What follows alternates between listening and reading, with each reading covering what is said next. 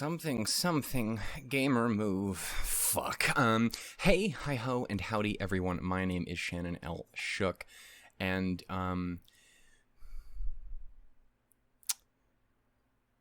yep. It's time, ladies and gentlemen. We're here. It's the thing.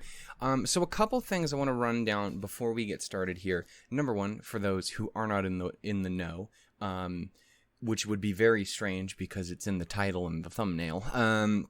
We are here to watch RWBY Volume 8, Episode 14, aka the finale. Before we do get started, I do want to touch on a couple things. First and foremost, I apologize if I'm a little off or a little quiet or a little something. I don't know. Who the fuck knows? I'm actually doing something I never do, usually for a numerous amount of reasons. But I am recording this not in the middle of the goddamn night, like I usually do. I'm actually recording this at, what time is it? It is 1:22, 1:30 for those who like the concept of rounding. In the PM. I should have clarified because it's actually around the time I would do it in the AM. I'm actually doing this in the middle of the day for a couple of different reasons. Actually, there's not a couple of different reasons. You know exactly what the reason is. It's because it is the finale, and I am not playing around. I'm not fucking waiting until 2 in the goddamn morning. I am not fucking around with spoilers. I'm not doing any of that. It's simply not going to happen. I like RWBY too much. And after the thing with Yang last episode, which while did not explore, like, give me the context for what was going on, I did know something was going to happen. I mentioned at the beginning, and it did bother me that I didn't get to go in complete blind because, you know, I might not be able to speak Spanish that well, but I did take 7 years of it. So I don't know. It's just one of those things where I do not want to fuck around with this. Plus, if I do this, it potentially gives me a chance to actually watch this again later with other people, and that will be grand and or very, very sad. It's going to be really sad. So let's get to the other thing I need to talk about. So there was a thing that I wasn't expecting. So I had to test obviously I opened up the episode, got it ready so it could load a little. One of the big reasons I usually don't record during the day is my internet is not as good in the day as it is at night, and my internet is not the most stellar thing on the planet. So I'm expecting things will be a little bit on the more limited side as well as quality is, but I don't particularly fucking care. I'm going to watch the episode 100 times over anyway. We're sitting at a clean 13 for the previous episode. It was episode 13. Oh my goodness. So, you know. I'm going to watch it a ton of times, so I'm not too worried about it, and I can watch it in higher quality then. So I turned on the episode, and if you've seen the episode, you know what I'm about to talk about. Now, I want to put this out here because I really do personally appreciate it. Not as much for me, but I know for other people. I'm sure someone will complain about it. 'Tis the way of the internet. There is a content warning at the beginning of this episode, and something in the description of the video, which I was not aware of until I opened it up and went, yeah, because I'd heard about the description when the thumbnail came out, when they released the stuff for the things yesterday on Verve. What the fuck? What site is it that does that? Crunchyroll is one of them. Something like that. I guess Verve kind of encapsulates Crunchyroll in a way. You know what the point is. Anyway, wherever it was that it got put up, they usually put it up a little early, except for that one episode where everyone's minds imploded. So I knew the thumbnail going in, which is the picture of RWBY. I knew the title going in, the last word. I see what you've done there, RT, you sneaky bastards. Get it? Because there's only one word titles to the entire volume, and then the last one is the only one that has the word in it, and it's not one word long. It's the last one. Ha ha ha ha ha ha ha ha ha. So let's talk about the not funny thing. There's a content warning at the beginning of this for death. So that's great. That's the first time we've had one of those, and we've had some death. So a little fucking concerned. I don't know if it's just more that as a company they've grown to the point where they're like, hey, we just want to cover for people, and I totally respect that. And again, to anyone who does not care for that sort of thing, there is a reason to not care for it, and then there's a reason to be a douchebag. If your reason is like, that potentially kind of spoils, and it does, it spoils that something is going to happen, probably something that's gonna hurt, because there wasn't one last time when Jock got blown the fuck away. But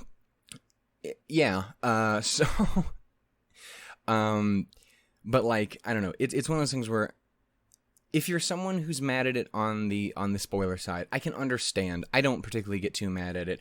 I literally have been saying, like, there's no way someone isn't dying this episode, even if the best possible scenario, and it's just like James, someone is fucking dying here, period, end of story. There's literally no goddamn way someone is not dying by the end of this.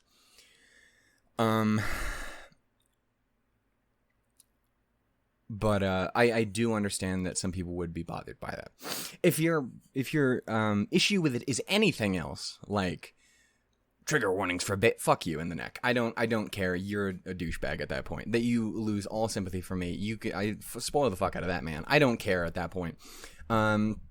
You're just a prick for no reason. So anyway, my thing is it's concerning, but it's nothing I particularly did not expect. I didn't expect it because it would be the first one we've got in this volume where there has been a number of deaths.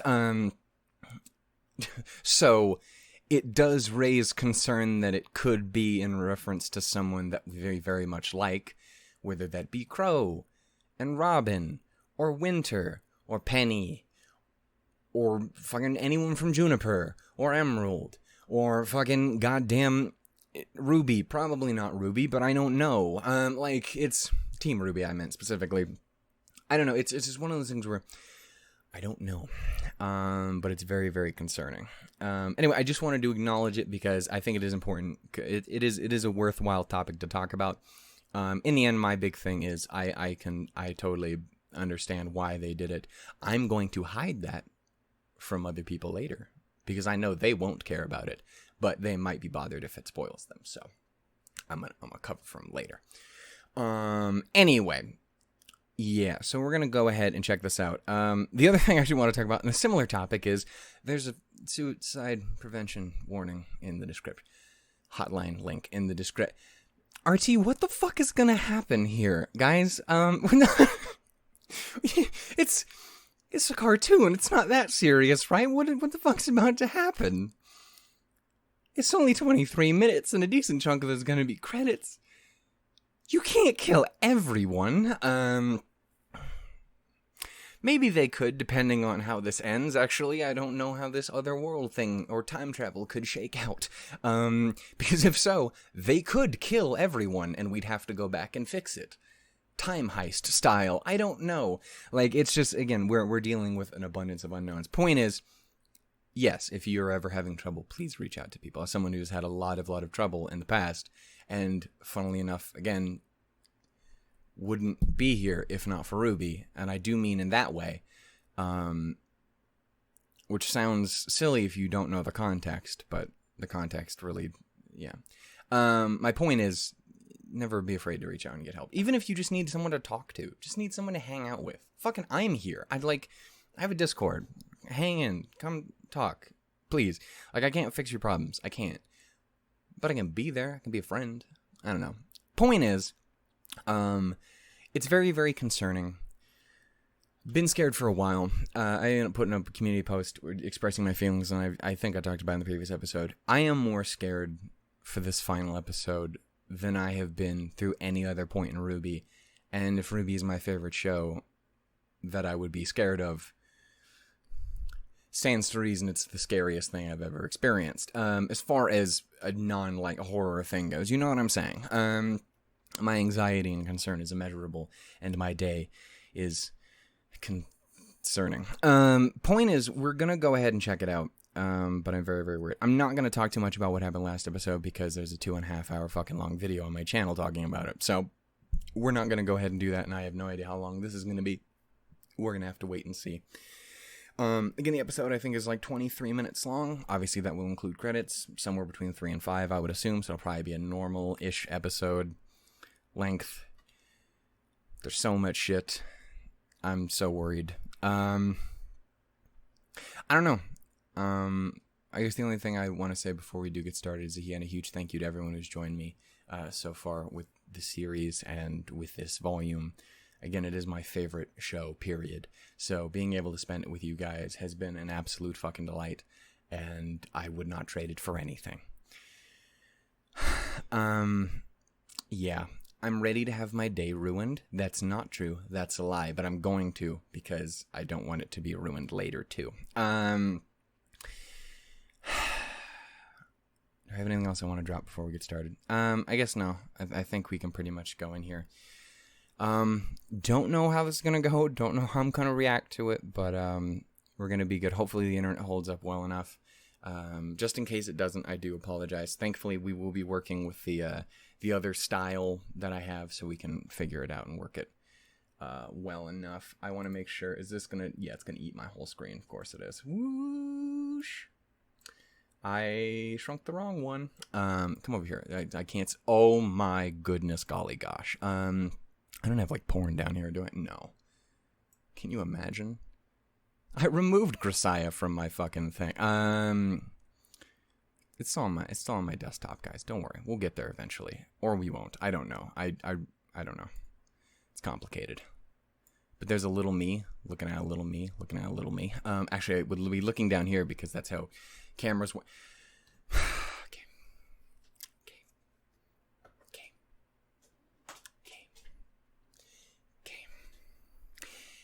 Did I not upgrade the sharpness on my video? I don't know. My camera sucks. Anyway, we're going to go ahead. See about checking this. I can make this a little bigger. That is a little bigger. It's a little bit bigger. I'm scared. Can you tell? I'm stalling. Yeah, I don't have anything to say about predictions or theories. I've talked about it all in the previous episodes. I just want to see what happens, and I'm not ready for it to be over because I'm not ready for a fucking hiatus. That being said, again, hopefully we'll have the fairy tales remnant and stuff. Yeah, drink the bottom of the cup, moron. It's tea. It's tea. I put 2 lemons in it. Doesn't fucking taste like lemon at all. Could break up the lemon. Never mind. Don't worry about it. We're gonna go ahead and watch this. Put me out of my misery. This is probably a bad fucking choice of words considering the shit we talked about earlier. Yeah. Anyway, we're gonna go ahead and do it. Thank you everyone for joining me. Here's hoping I don't fucking cry. I'm going to. Also, again, as always, I will be skipping. I won't be skipping. I'll let it run. But I'm going to turn off the song at the end because I always want to save those for the soundtrack. The only song that I haven't ever saved since we've been doing stuff like this has been Awake, which is also on the soundtrack as well. But I specifically didn't save that one because it wasn't made for RWBY at all. It was a Okay Goodnight song. So I've listened to it a fuck ton of times. It's a very good song, and we will listen to it again when we get the soundtrack reactions and stuff. But I think it's honestly, again, good that I did that because I can probably talk about it a little bit better since I've heard it a bajillion times. A jillion times? Vacuo. Anyway, we're going to go ahead. I'm scared. 3, 2, 1, go. Maybe distressing. I'm distressed that you put this here. This distresses me more. Guys, I'm not ready. I'm not ready for it to be over. I'm not ready to get started. Said goodbye to all the things we loved. Gave up our lives just to find that it was not enough. I can't sing for shit.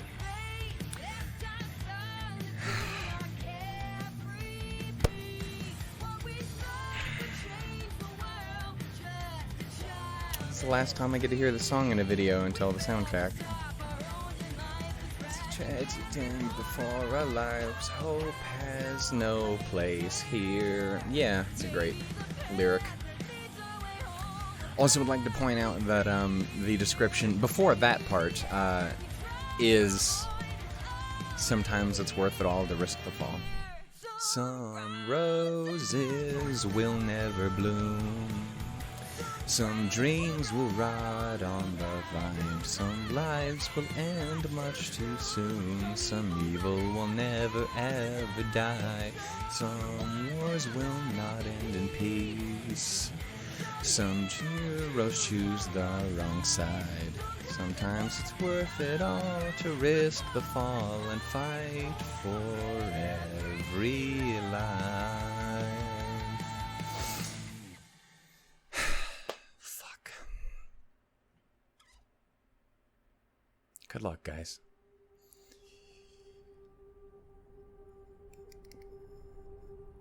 Hey, you big rotten bitch. Girl, you're not about to wake up, are you? We can't deal with you two right now. You need to fuck off. And stay fucked off. Remember what I just said not to do? That thing that you're doing? It appears to be that. Fuck! You put the swords back in just to pull them out again, James. That's how serious this is. Please, God, don't die, Winter. I sacrificed everything. Yeah, you did. You have sacrificed everyone else. You closed the border. Fuck. You squeezed mantle until it broke.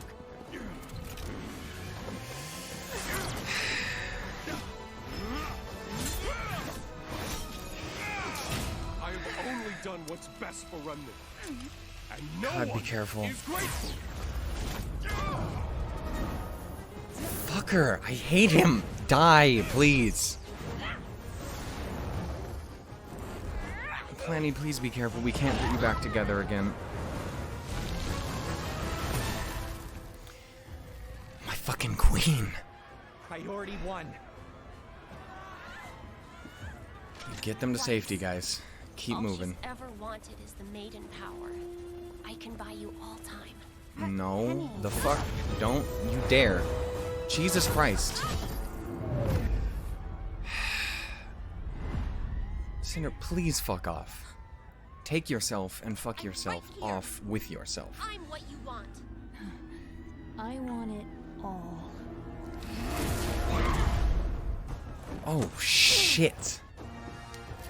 Get up! Weiss, please be careful. You know I love you so incredibly much. Blake, don't die.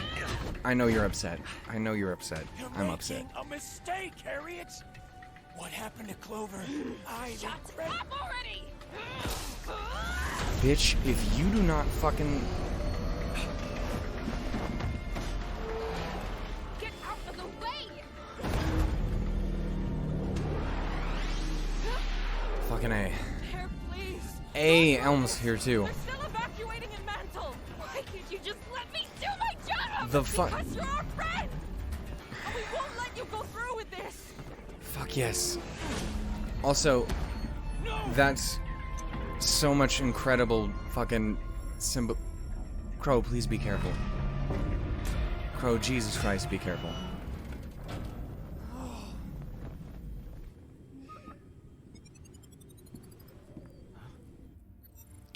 What, you fuck? I just got a terrible, terrible thought about Crow and the bomb. Please, God, no. Leave her alone! Neo, please knock this shit off.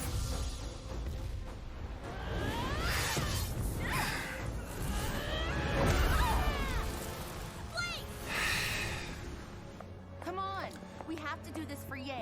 Blake is the next person who follows in the intro. Weiss.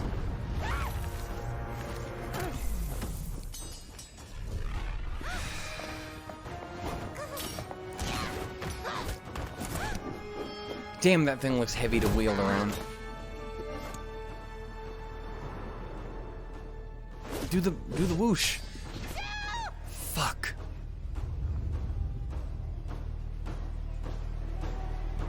Neo, please stop. We gotta go.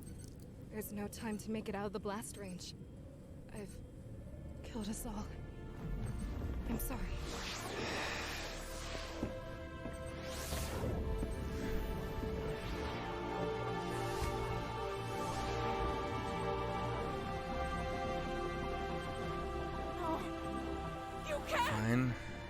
can. If it means saving all of my friends. Buddy.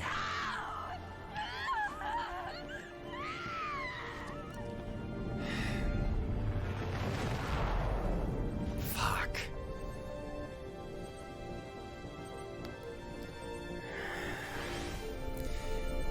Like, he's been a pain, but he's not been a fucking terrible person or anything like that.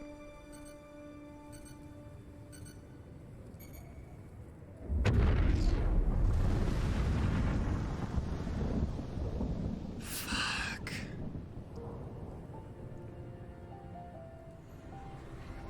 That's not what I saw happening with any of that. Whatever you wanted, I hope it was worth it.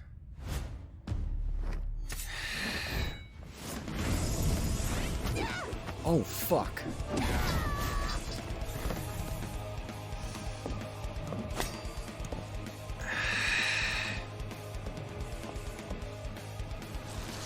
You should have never threatened me. And you should have never been born. Fuck.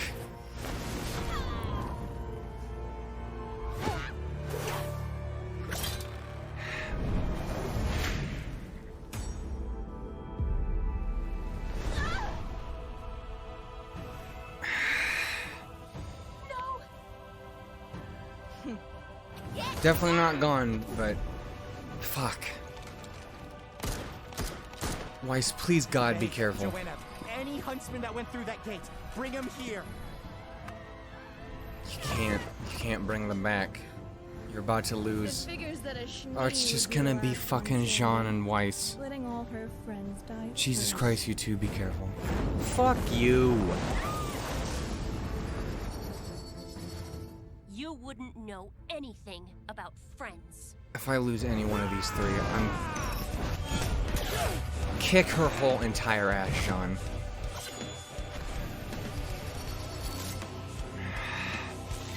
She looks so fucking badass.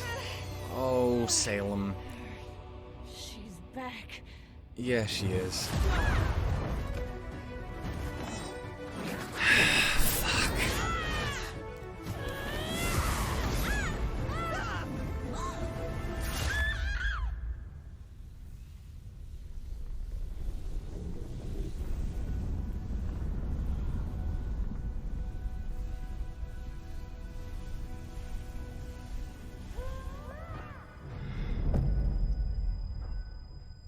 Oh, sweetie, please don't. Sean, please boost. Can you Hold on. please boost her? My semblance. But be No. careful. There's not enough time to heal me.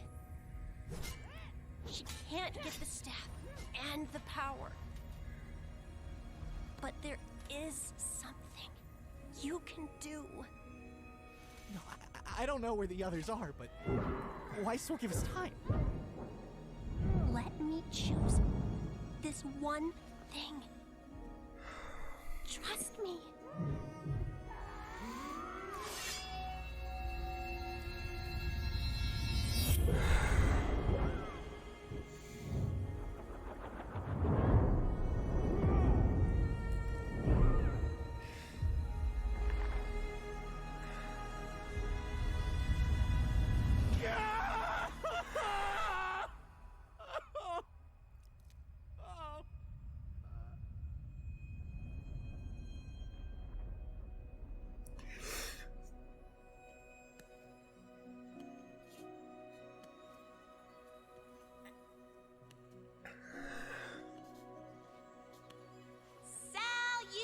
Salutations! You made it! Where... What is this? I thought of you, and here we are. Oh, Penny. It seemed fitting that it should be you. It was your power, after all. No, Penny. You were always the real maiden at heart. I was just a machine. Just following orders.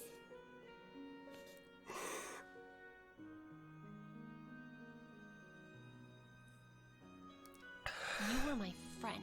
Not again, dude.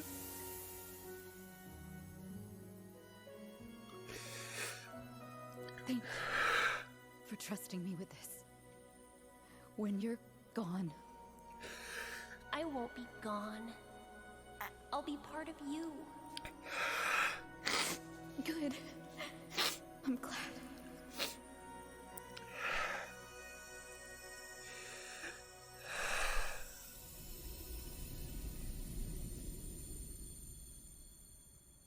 So, the destiny I chose for you has arrived. You chose nothing. This was a gift.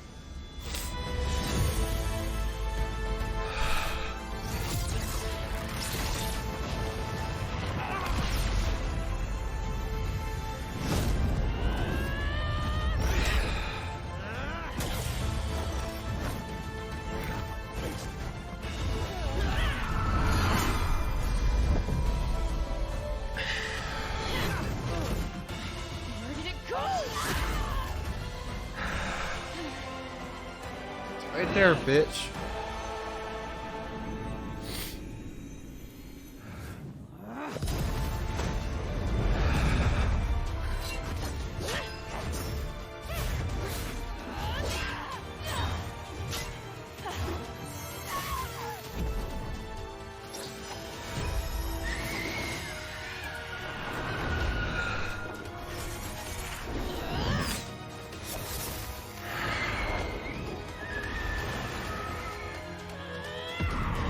Sean had to do that, man.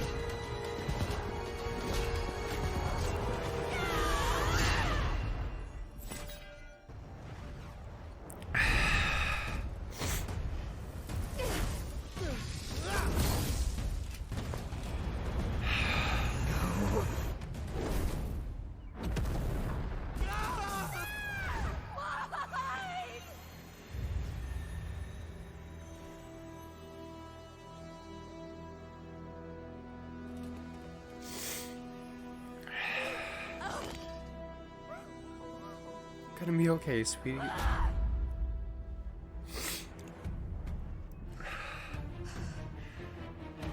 Please be careful and fuck her up.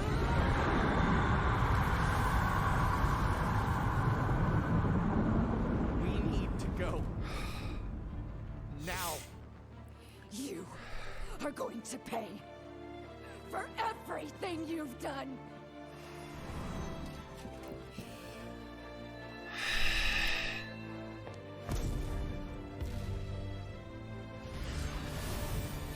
Fuck.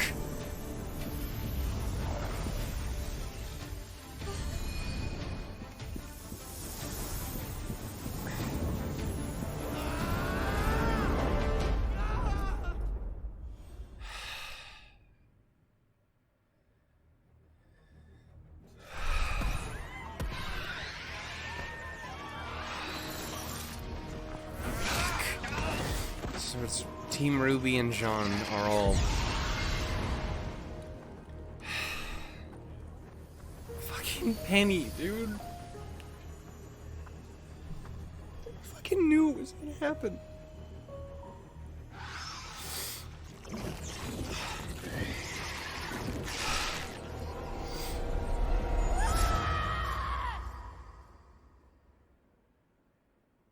Don't.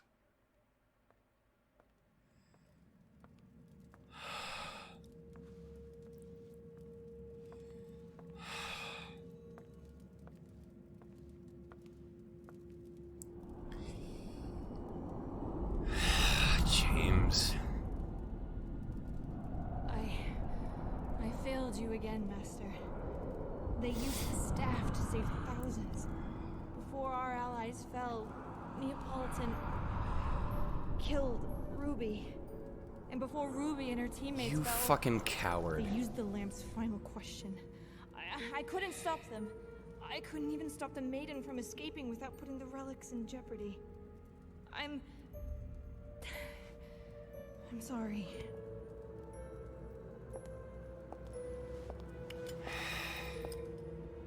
In pursuit of a new world, No cost is too great. You've done well, Cinder. Our work here is Fucking done. a lying bitch.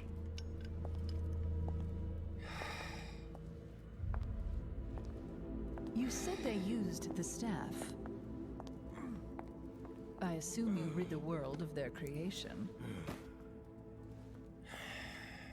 What did you create in its stead? I merely added more flames to the fires of Atlas.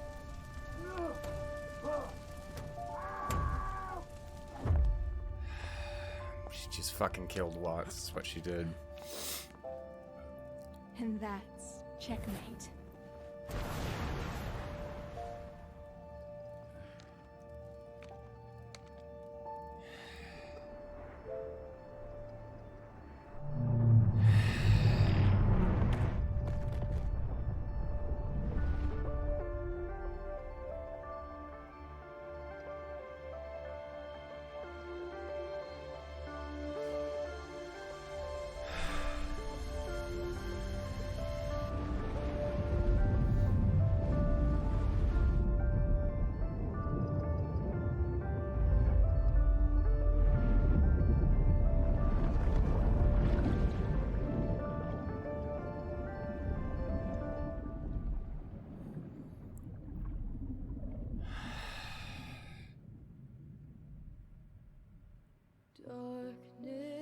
Jesus fucking Christ.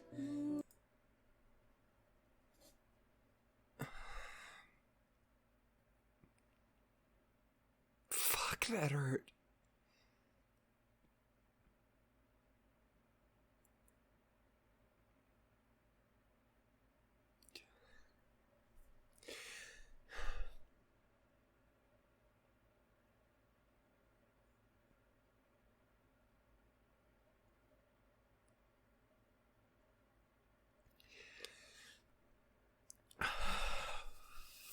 Fuck.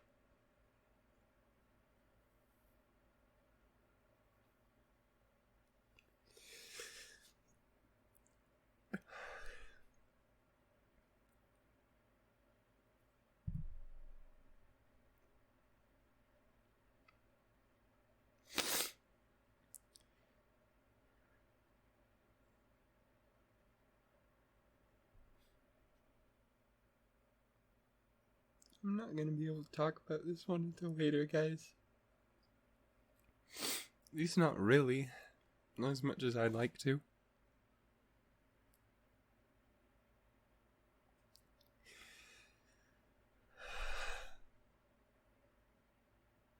I fucking knew it too. Like,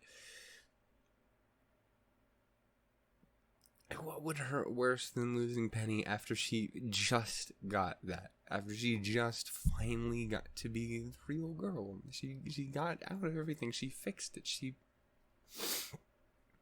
We'd saved her, and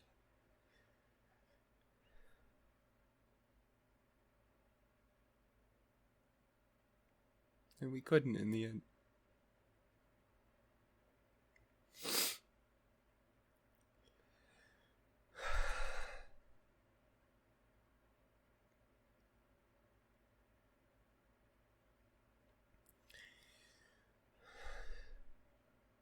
It's not fair, dude.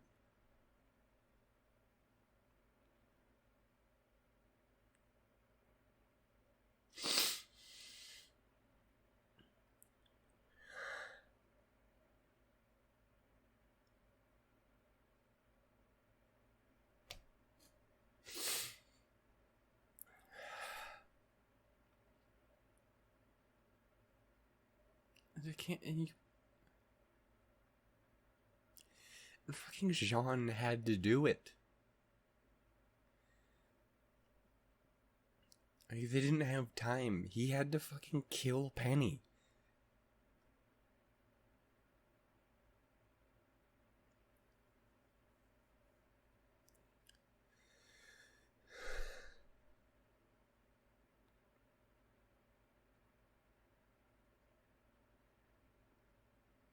Fucking Pietro's out there somewhere. And he just lost his daughter again. And this time, he can't bring her back. You can't just...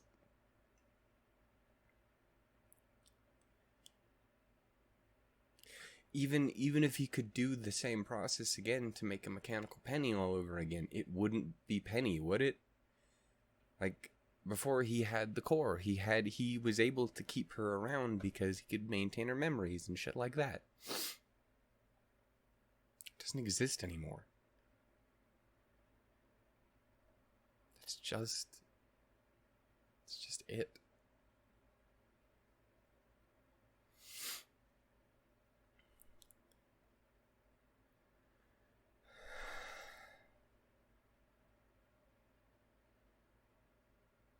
And the last song's called Friend. Fucking great. Can't wait to have that fucking destroy me later, too. And to fucking wait months for it to do it. How does it sound? Does it sound like a good song? You guys, well, I muted it so you can't hear it in here, but you've heard it. This is a cool song. Is it about Penny? It's gonna be about Penny, isn't it? Great.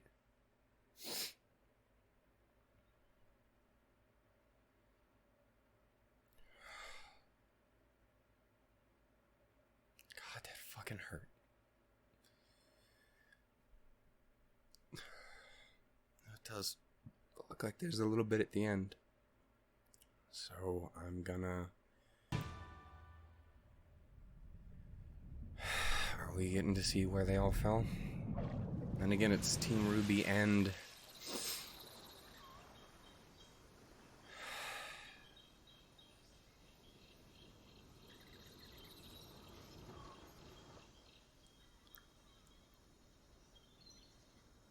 Where the fuck did we land, guys?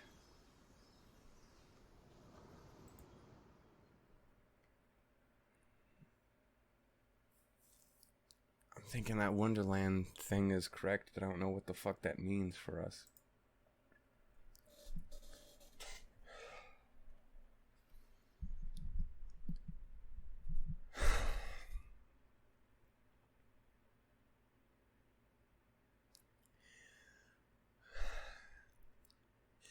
I don't have anything else I can say for right now. So what I'm going to do is I'm going to pause this here. And like episode 12, I will come back here later tonight. And I will kind of discuss things. For right now, I'm going to call it because I am fucking pouring sweat. It's hot and also I'm fucking ruined. And I need to think and breathe for a bit. So I'm going to go for a while and I will talk to you guys in a bit. Thank you for watching and I will see you guys in a minute.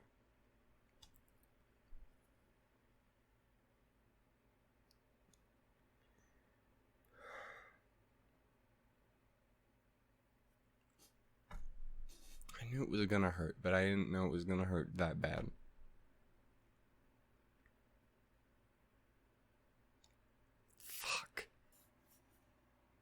Yeah, I don't think this one's gonna get much easier for a very long time. Hey, hi ho, and howdy everybody. It's me again, I'm back. You may notice, some things are slightly different. I'm sure the camera's all different now. But I'm all different certified and such. It's been a second. I had originally planned to sit back down with this for the discussion here later that night, you know, when I would normally have seen the episode. That didn't happen.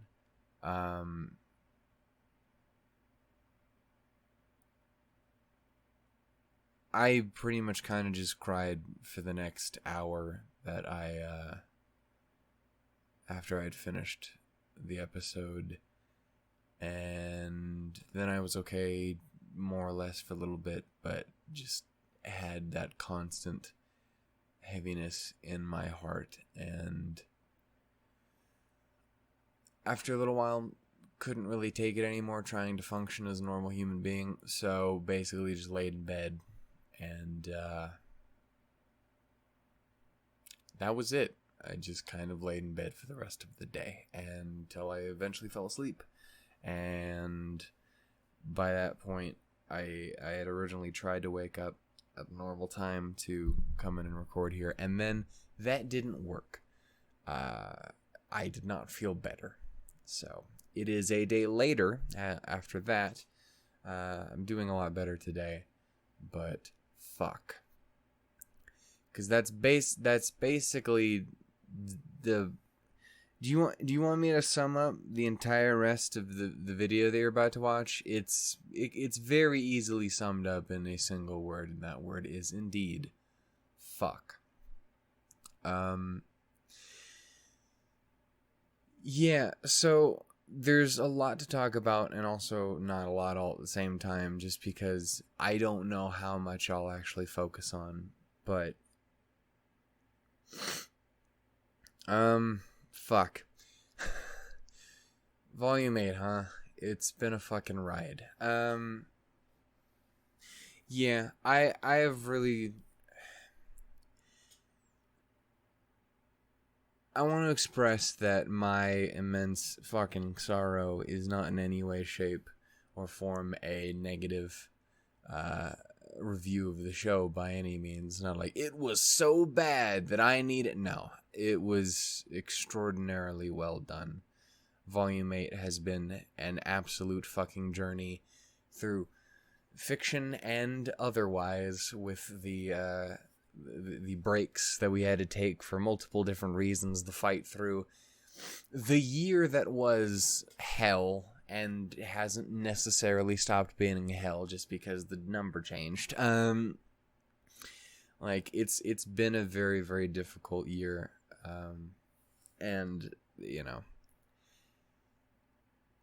I am both very, very glad and very pained that this was the year that they had to pull through with Volume 8, and they did a phenomenal fucking job. RWBY did amazing. They absolutely did.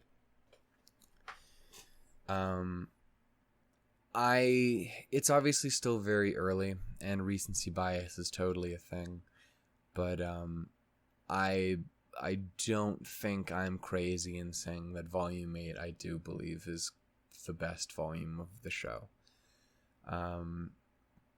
Who knows? Maybe that will change after a little bit of time, and I have it to settle in, and I can inevitably rewatch all the other volumes another 14 and a half times in a week. Like, it's just, we'll see how it goes, but I don't think it's crazy to say that Volume 8's the best volume for almost purely just for the last, 6 episodes? That alone? Like, I don't know, it was an incredible fucking experience and an incredible ride, and goddamn did it hurt.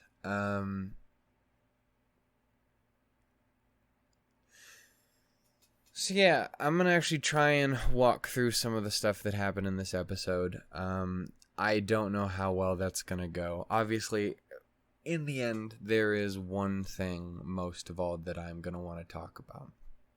I don't know how long the video is gonna be. I don't know if that means it's gonna be very short, or if it means I'm gonna talk for 2.5 hours about how much I like Penny. Anyway, you know, we left off the last episode in a fucking predicament, huh? Didn't we? It was so great, didn't it? Like, again, I knew coming off of 12 that no matter what was gonna happen, like,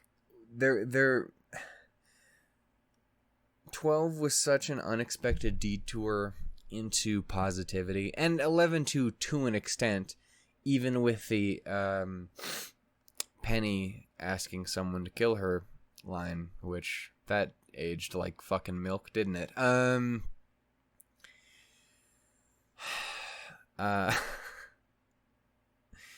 Yeah, that's not been lost on me.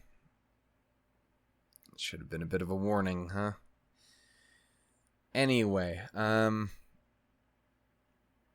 yeah, we had a remarkable dash of positivity right there towards the end before it all got yanked away.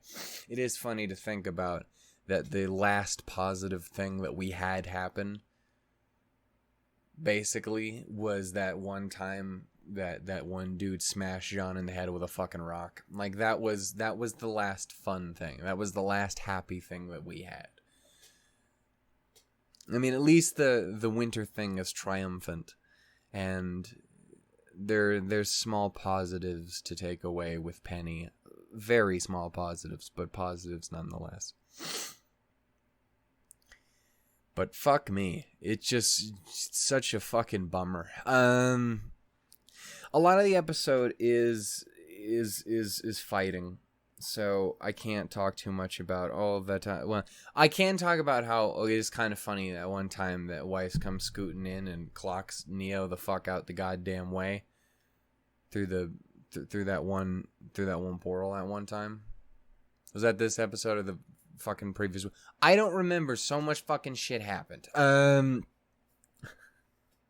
I've watched this episode 5 times now. I watched it obviously once with you guys. I was originally going to wait and watch it with Jeff later on, but he ended up getting sick, so I had to postpone it. And we ended up kind of throwing off the whole, like, well, I'm not going to watch it again until you show up. He didn't show up, so that didn't happen, and I'm not waiting any longer for that because, you know, considering everything. It does not get easier watching it again. It doesn't. Not the second time or the third time or the fourth. I'm barely starting to think it's getting better the 5th time. I don't know why I put myself through it either.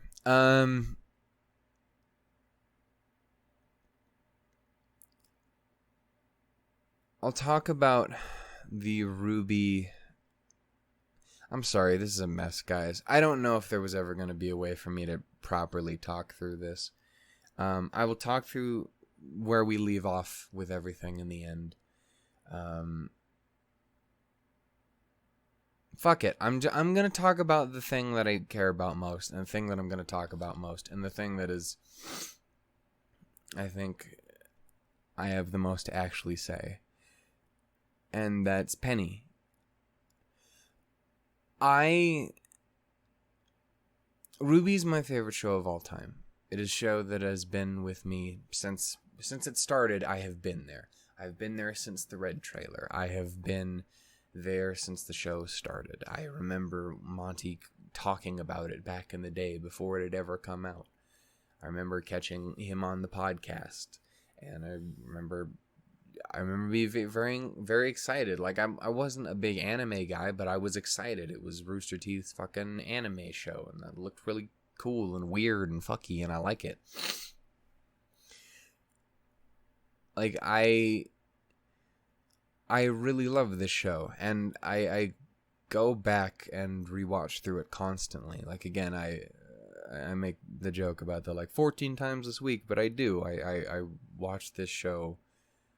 It is my story. It is my thing that I watch all the time.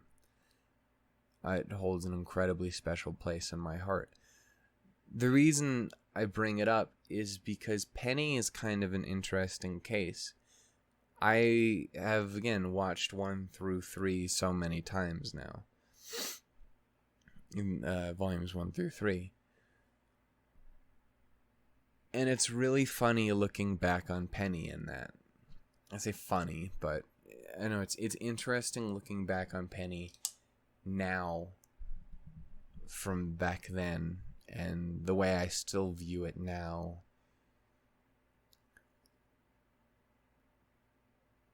Penny was never my favorite. I always enjoyed Penny. I need to make that very, very clear. I always liked Penny. I definitely didn't dislike Penny by any means. But Penny was one of those characters that kind of became a fan favorite instantaneously.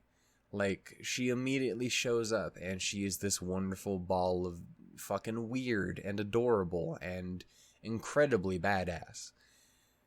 And she immediately stole people's hearts.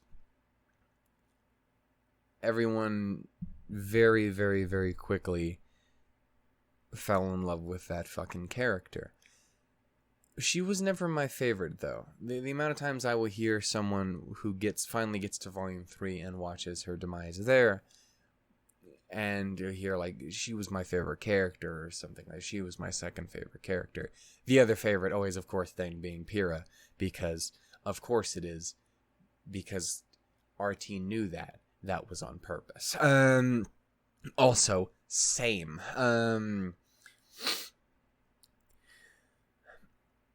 Penny was never my favorite.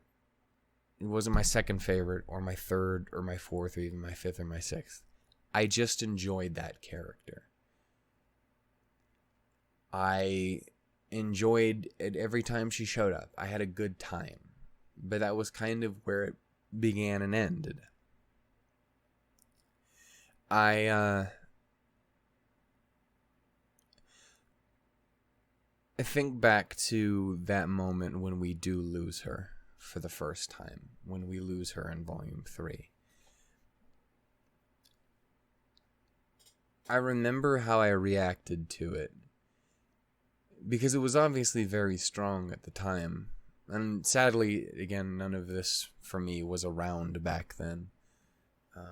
This was long before I had started. I said long before. Volume 4 was when I had officially started doing anything YouTube related. Hell, I started with Pokemon, and then immediately rolled into Volume 4, the review cap. That fucking travesty of a goddamn YouTube project. But I think back to that, and it's honestly weird thinking back to Volume 3 in general at the moment. Because it's not even fucking comparable. I think back how I reacted to Penny's passing then. I remember being completely taken aback at that point, because it had never really occurred to me, never really hit me that it could go that way, that it would go that way, that had actually happened. I was more terrified by the implication of Penny's death, by the idea that character, that this bundle of joy that so many people really enjoyed, was gone, rather than the character itself, rather than Penny herself. And again, obviously, it's not that I wasn't sad. I did end up crying. It was not as bad as some other crying I've had happen in this show, but there was crying. It did hurt. There was a lot of denial. There's a lot of that. Well, no, but she's a robot. She's a robot, but Aura, but she's yeah. And then eventually you kind of came to the realization eventually down the line that, yeah, no, she was officially just gonna be gone. And then RT did the fuck you switcheroo on us. And we'll get to that in a second. It is funny thinking back on Volume 3 in comparison now. Because again, that same from earlier, Pyrrha was my favorite character in the show. She was my original favorite character. Weiss came quite a bit later. Weiss didn't happen until... I mean, it would have been in Volume 4, because Pyrrha was gone, and Weiss starts going from great to, oh, you're perfect.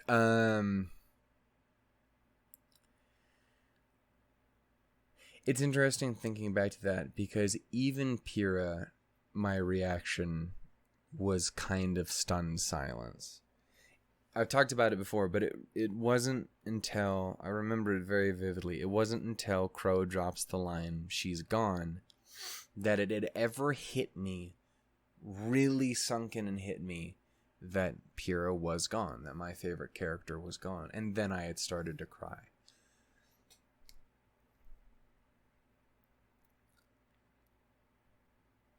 I didn't cry when we lost Penny this time. I fucking broke and wept, and you watched it. I know what it looked like because the last rewatch I did, I rewatched it with myself because I wanted to see, yep, that's exactly what I thought I looked like. Fuck. And again, it's funny because for so long, Penny wasn't that kind of character for me. She was that kind of just fun for the sake of fun side character. And yes, there was a story there that was ripped away from us. Like she said, like she had a plan, she was going to stay at Beacon, and all this stuff, and then immediately that was over. And it was very clear that that character had a huge effect on other characters in the show. It had a very clear, huge effect on RWBY in particular. But that was it. Until last year, Volume 7 happened, and don't fucking cry again, because you won't stop, Shannon.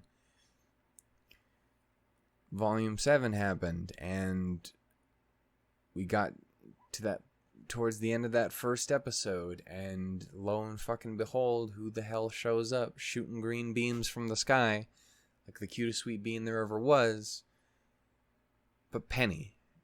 And it wasn't just Penny, it was this new Penny, and it was a Penny that was the same as she was new. Still that fucking goddamn bright light. But I don't know what it was. Something with her clicked differently for me.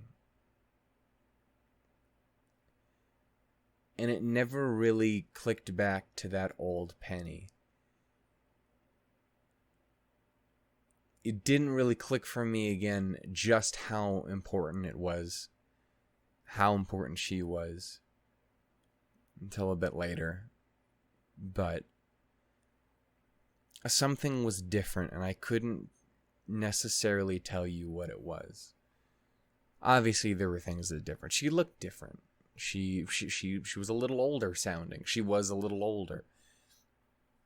Like there was some small stuff like that to it, and she had kind of found more of a place, and she had gained some friends, even if those friends were very complicated and didn't want to accept that they were friends. And James kind of fucked all these people up mentally. Thanks, bud. You nailed it. You won't really be missed as much as you probably wish you were.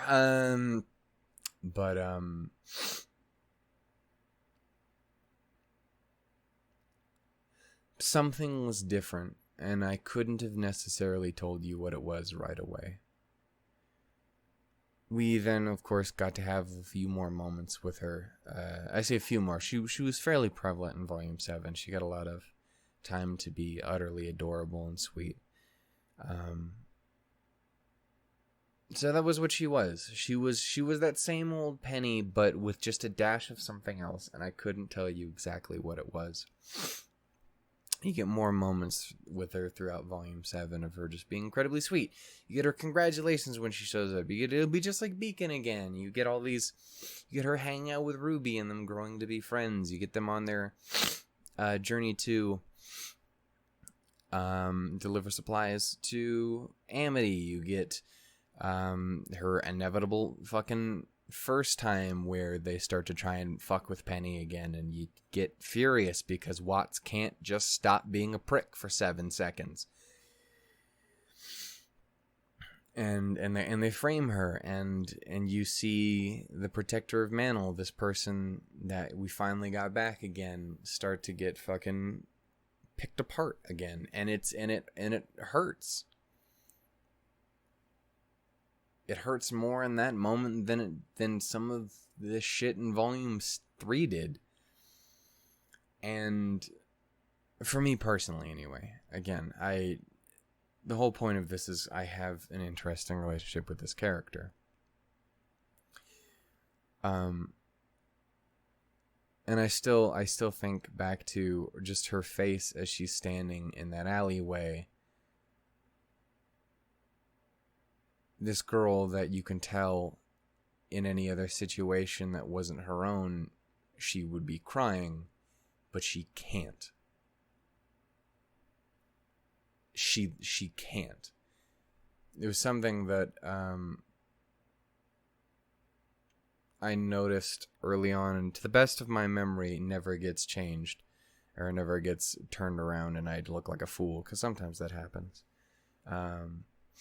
Later, like how I had noticed the fact that how she speaks, she's always cannot, do not, will not can't, don't, won't.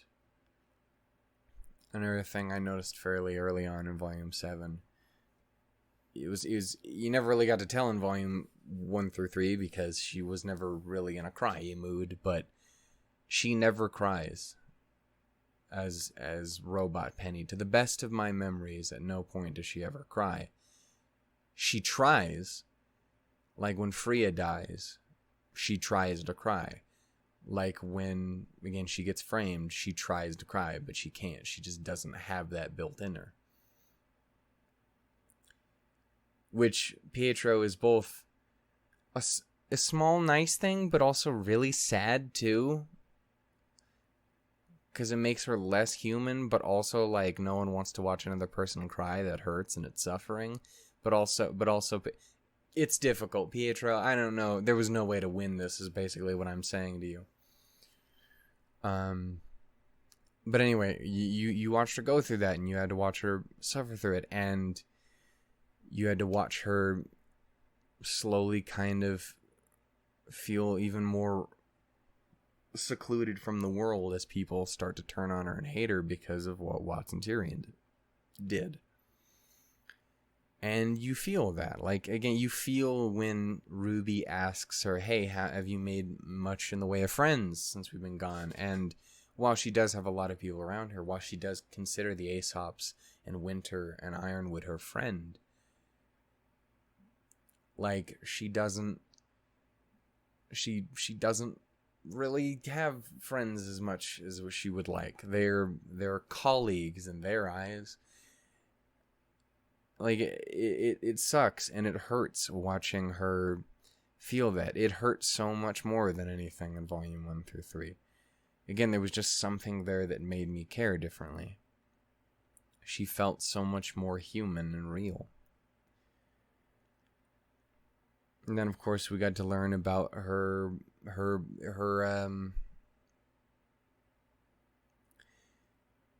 the fact that this wasn't going to necessarily be able to happen again. That we weren't able to get a do-over. And obviously that inspired a bunch of fear in the hearts of everyone, and little did we fucking know. And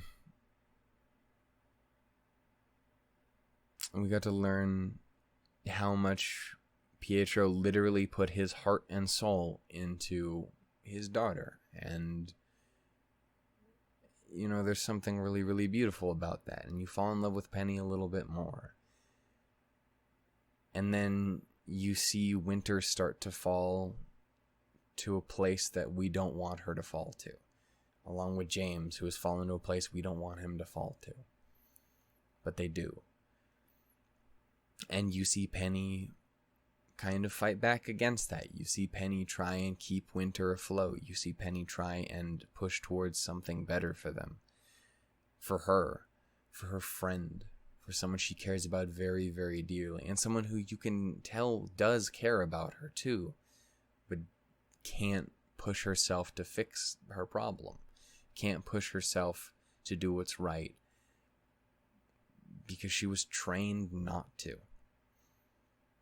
Again, James, you kind of fucked all these people up.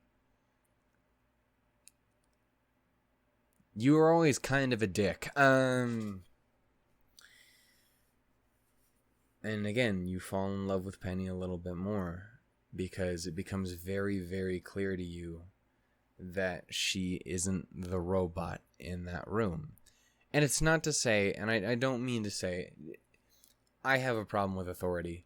I mean, that's fairly obvious. I don't know if anyone's ever caught on to that, but I'm not a big authority guy. I'm not a big military guy. I'm, in fact, very anti those things. I'm not anti people who fight for the right reasons. I am very anti the fighting in general and the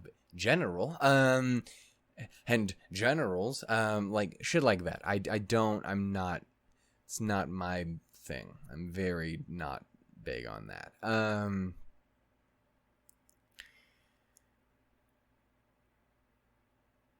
So I do apologize if I come off as shitty in that way, but I fucking don't. I've never liked that part of Ironwood, which is most of Ironwood.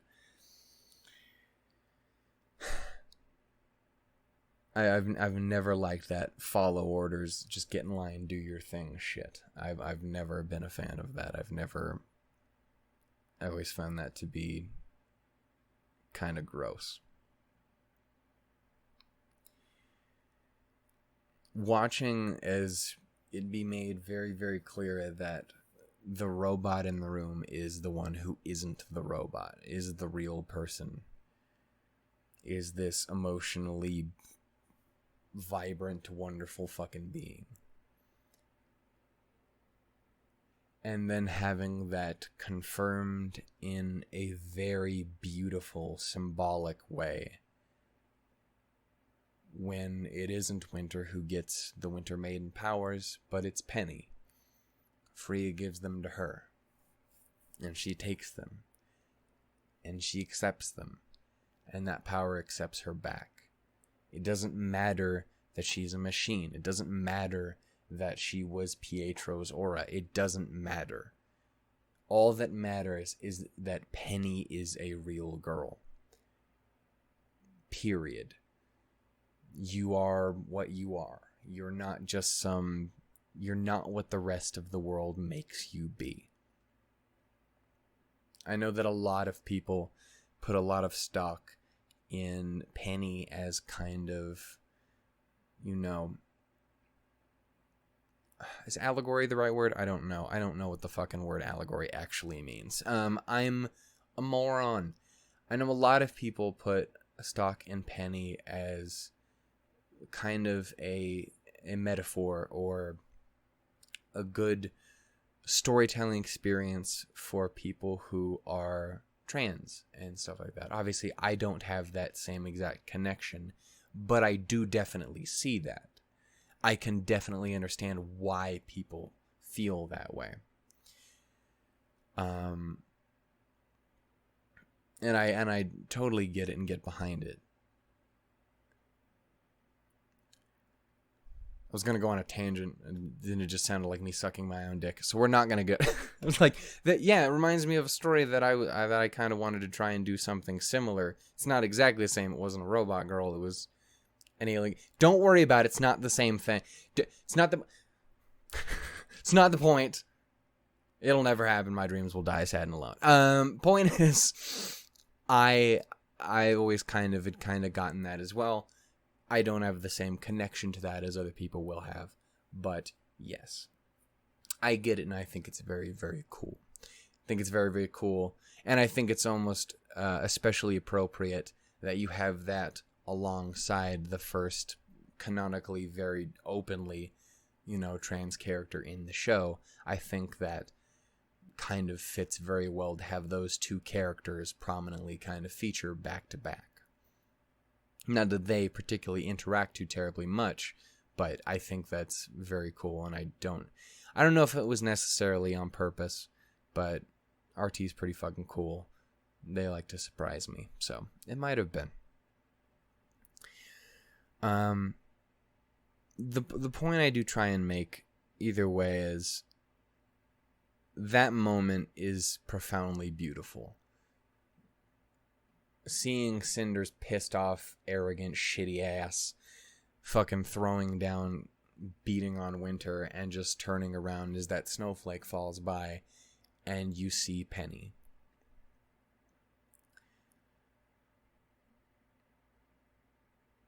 You see the first real glimpse of the real girl Penny. I should say second, because I did talk about earlier how about the her and Winter thing.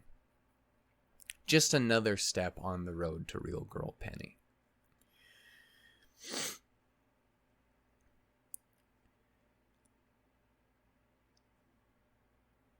I think it was around there that it really occurred to me that I was really kind of loving Penny as a character. That it wasn't just... I apologize. I should fucking take a drink. My throat's gonna fucking hate me. That it wasn't just that Penny was this enjoyable side character who I liked and was fun whenever she was on screen, but that was it. It was very, very clear to me that no, I really resonate with this fucking character. I adore her. I want her to be happy. I love her. She's great.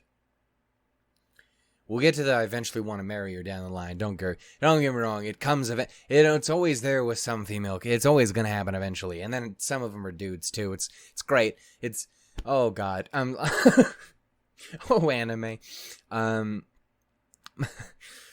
My God, it feels good to kind of chuckle a little bit. And then immediately be reminded that can't happen, and not just because fiction, because this episode happened.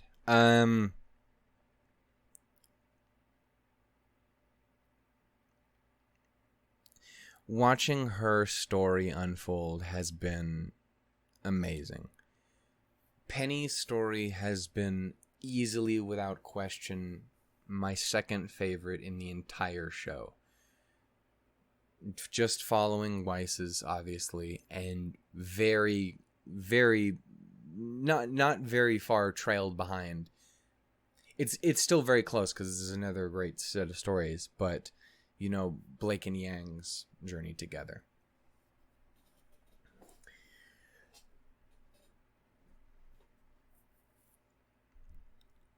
I really grew to enjoy this character. I am someone who, as a writer and a creator, and someone who, you know, really appreciates RWBY's utter love and Kruby's utter attention to detail when it comes to their storytelling and where they pull from and how they use from other places. RWBY as a show is just an utter fucking love letter to storytelling and to fairy tales and to fables and legends and old stories. It is and has always been that. It has always worn that on its sleeve like a fucking goddamn thing that you wear on your sleeve. What do you wear on your sleeves? What is that statement in reference to? Is that a thing? Is that actually what is there a thing that you wear on your sleeves that was like supposed to symbolize something? It's not like something dark and sad, right? I'm gonna hope not. Point is, RWBY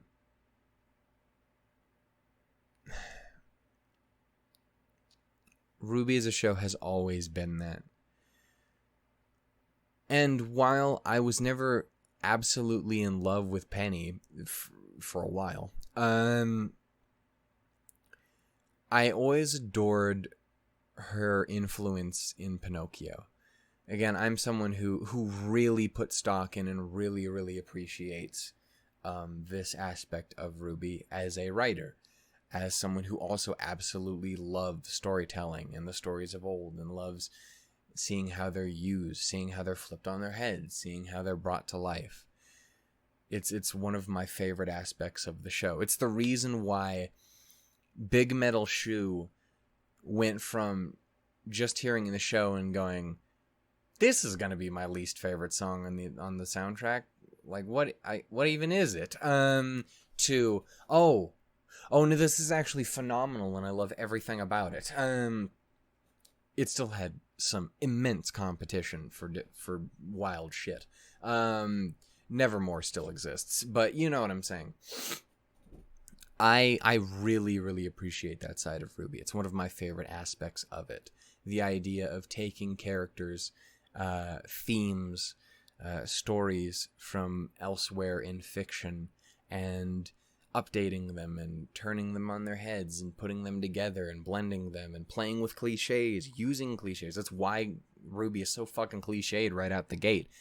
And then taking a lot of them and completely flipping them on their head. And I don't know.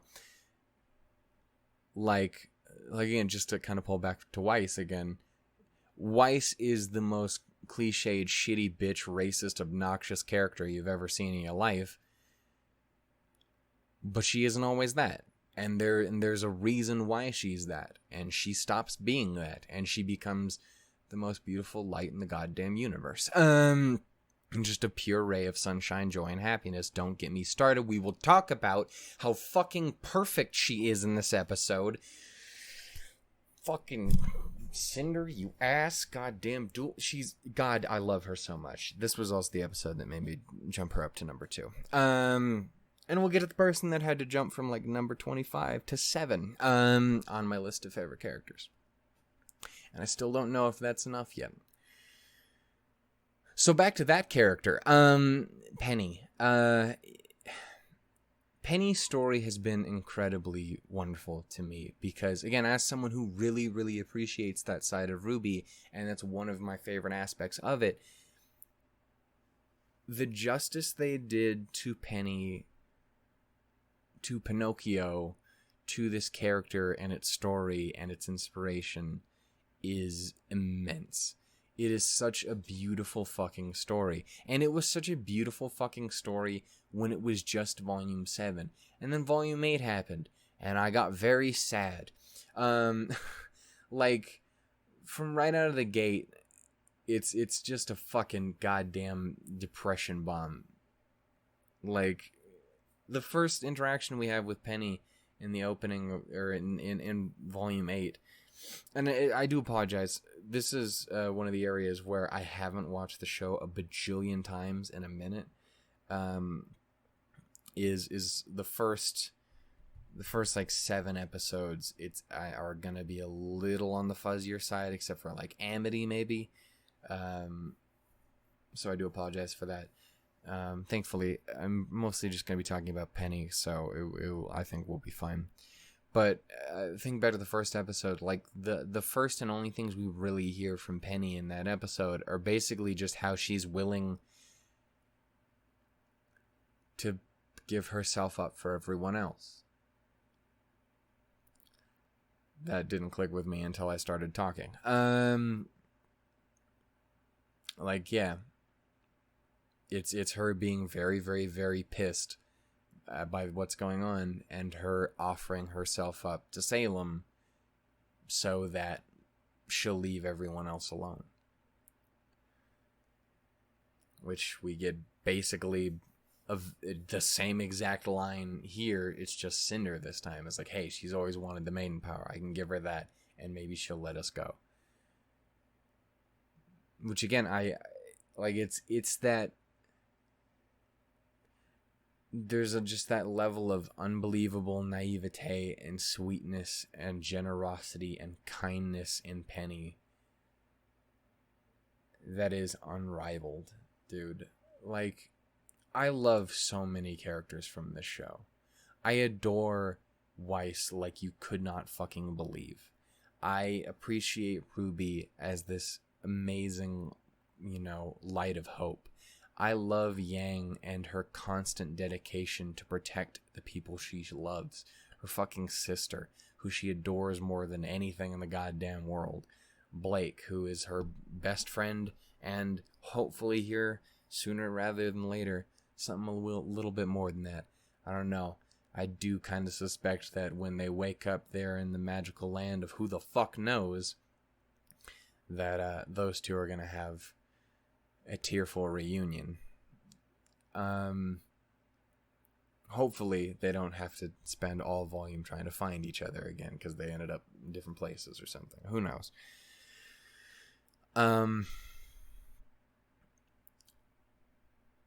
Like, I appreciate those characters a ton, and I love them, and they mean the world to me. Pyrrha was an absolute fucking icon of justice and kindness, and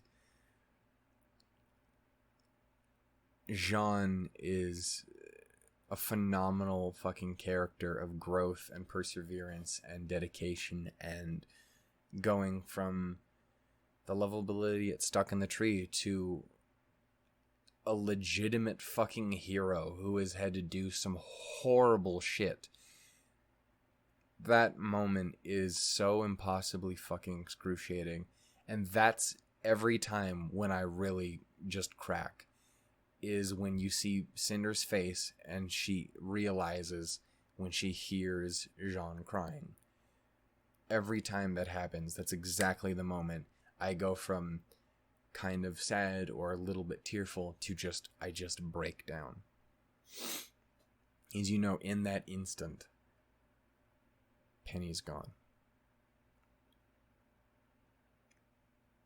Don't cry, Shannon. We'll never get through this. I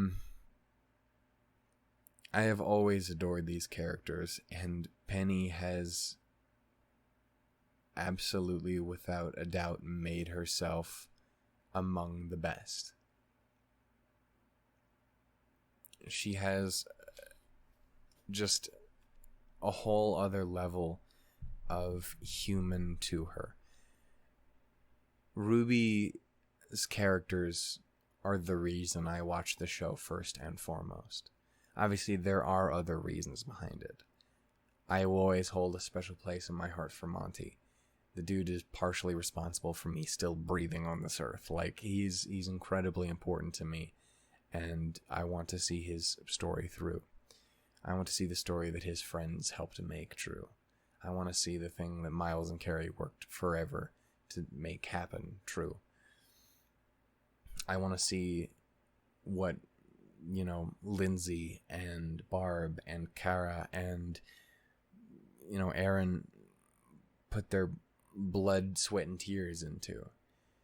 I want to see what everyone did. I have a huge appreciation and love for RWBY, and I want to see them succeed, and I want to see it through.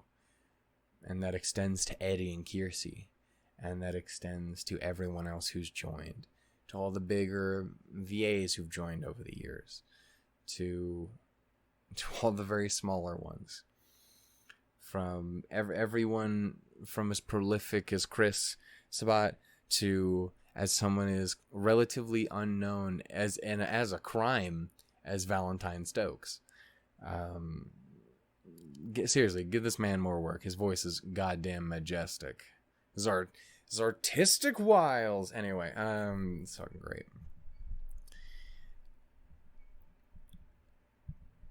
Creative wiles. Fuck, I'm fake fan. And I had to sit on that for a second. It's like, fuck. Fake fan. I bet Shannon only actually watched through this episode twice. Not 11 times. I didn't watch it 11 times. I should have used the series as a reference, because it would be like 50 times. I don't know what the actual number is. It's really fucking big, guys. This in Your Name, just so many times, it's unfathomable. That being said, I haven't rewatched Your Name in a long time. I need to do that, and then I need to start doing the same thing to Weathering with You, because that's also amazing. Anyway. My point is, I like Penny. I love the characters in this series. They feel more alive to me than so many other characters out there. My favorite aspect, period, is their growth and their interactions with each other. It blows my mind in the worst way possible when I see people who talk like RWBY doesn't have good characterization, or that RWBY retcons its characters all the time, or that it undoes them and shit. Like, it's so, like, people will always have their separate interpretations. I don't necessarily want to take that from you, But if your interpretation sucks dick, you know, maybe I'll take that from you. I have never been able to understand that. It seems like the only time I ever hear that is from people who legitimately don't understand what the term character development even means, and other things. Definitely some other thing. I'm not gonna shit talk Homeboy. I'm not. I'm just gonna say, I refuse to click on whatever that video is that you just put up, sir, of you whining about something, because I refuse to give you a view. I refuse, but I did do the mouse over the fucking picture thing, and it plays like 1 second of something, and all I see is an Eddie tweet, which makes perfect sense. So if that is the thing you're whining about in this 2-minute video, then you literally just don't comprehend the concept of free product. Okay, you don't understand how any of it works, so stop whining about it. Educate yourself instead of complaining and getting mad at other people because you don't understand it. Anyway, it's not the point. Penny's great. Fuck that other guy. It's not. I really don't like that man. Anyway, my point is, for that one guy who asked in the comment, anyway. This show is filled with characters that resonate with me in a different way than so many others do. And don't get me wrong, I have characters higher on my list. I just remade my top 101 characters of all time that are anime girls, to be fair. There should be some boys, and there should be like 5 or 6 dudes in there. And if we were talking of all time, Tally would be in there from Mass Effect, but I decided to keep it anime related, so she's like one of the only people who's not in the top 10 that probably should be. Oh, don't worry, I'll immediately want to put her in there in like a month when the fucking goddamn remake comes out. Remaster? You know what I'm talking about. Anyway, my point is, I adore these characters immensely, and don't get me wrong, there are characters I like above them. They like what I put. RWBY is fucking. Let me look at this real quick. Oh, it's on the other fucking screen. I'm never gonna be able to read that from there. I'm blind as fuck.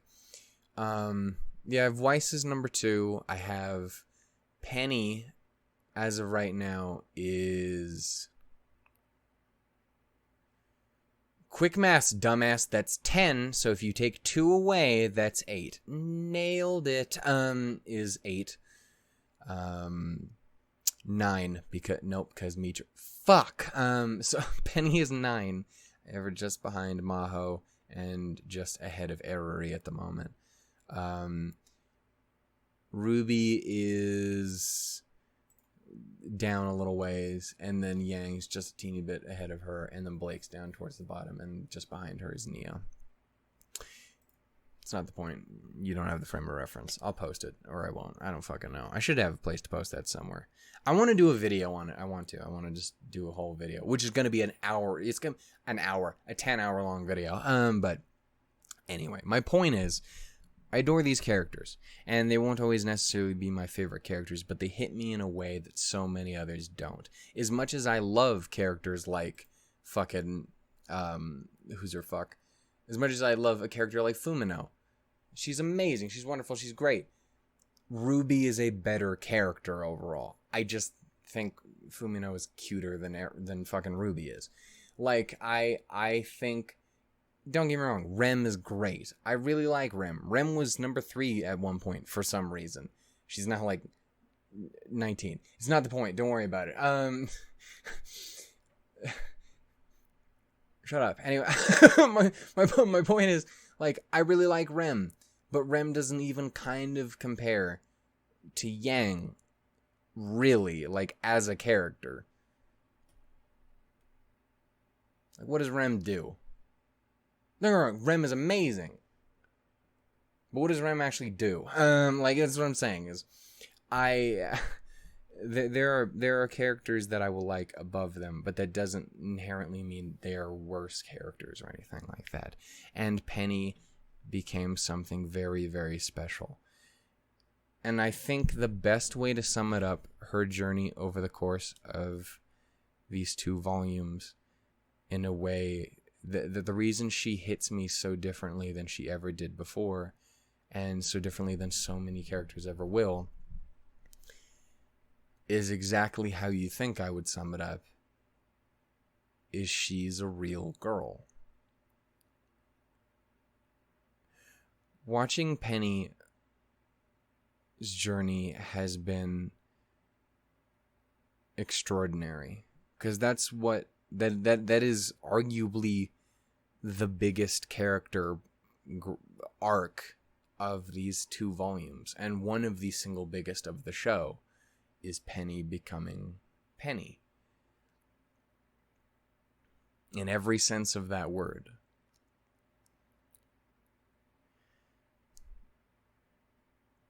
When we leave off with her as the Winter Maiden, and you watch her do everything that she can, everything that she offers herself to stop Salem, even though that obviously won't work, but she wants to do anything that she can for the people that she loves, her friends, for RWBY, for Winter, for all of these people, for Weiss and Blake and Yang. She truly cares about them all, and she is willing, without hesitation, to throw herself away for them.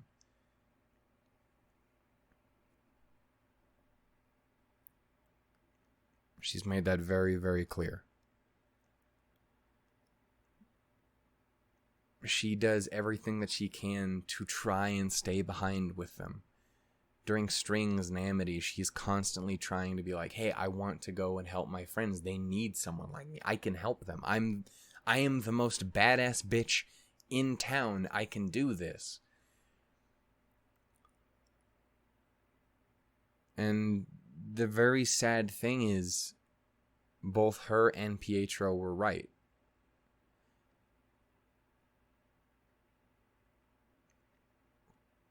It is incredibly heartbreaking to know the last time Pietro will ever see his daughter was that moment on Amity, was that kiss and then goodbye. And just hearing her say, I love you, and that was it.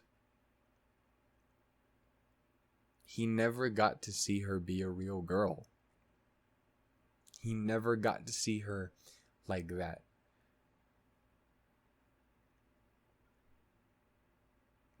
But he did. If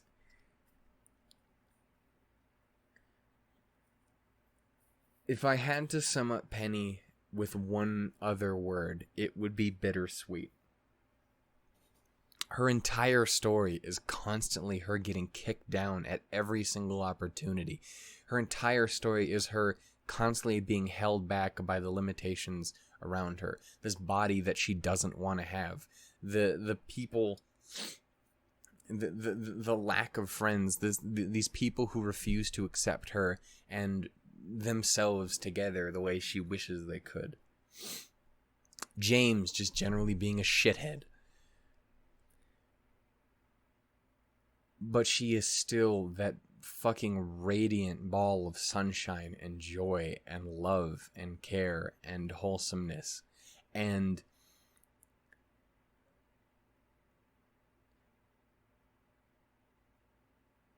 she was always pushing towards what was right. And even in the very end, she was happy. And it's fucking soul-crushing. You watch her get hacked and come back, and we see her, and you see her constantly struggling. This battle between her body that isn't her and this person that she really is. Again, I think probably a pretty fucking powerful metaphor for trans people. I definitely doubt that doesn't hit anywhere in the heart, you know? It fucking hits me, and I'm very comfortable who I am. Fuck.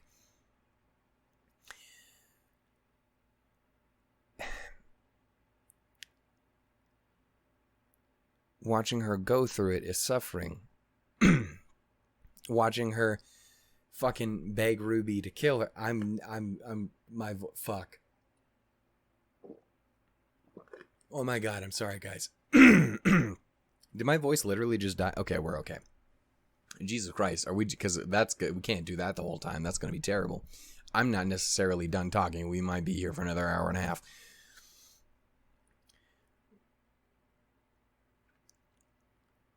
It's excruciating looking back on this episode now and looking back through everything else. And I really would like to. I think I'm going to try to. Maybe even starting here tonight, I want to rewatch all of Volume 8 in a row. Because I haven't done that, obviously, yet. And I really would like to do that. So I might be doing that here, like tonight or something. Or tomorrow. At some point this week, I want to sit down and just rewatch the whole volume in one go. To experience the run-up and how it progresses. But I have watched it a bajillion times.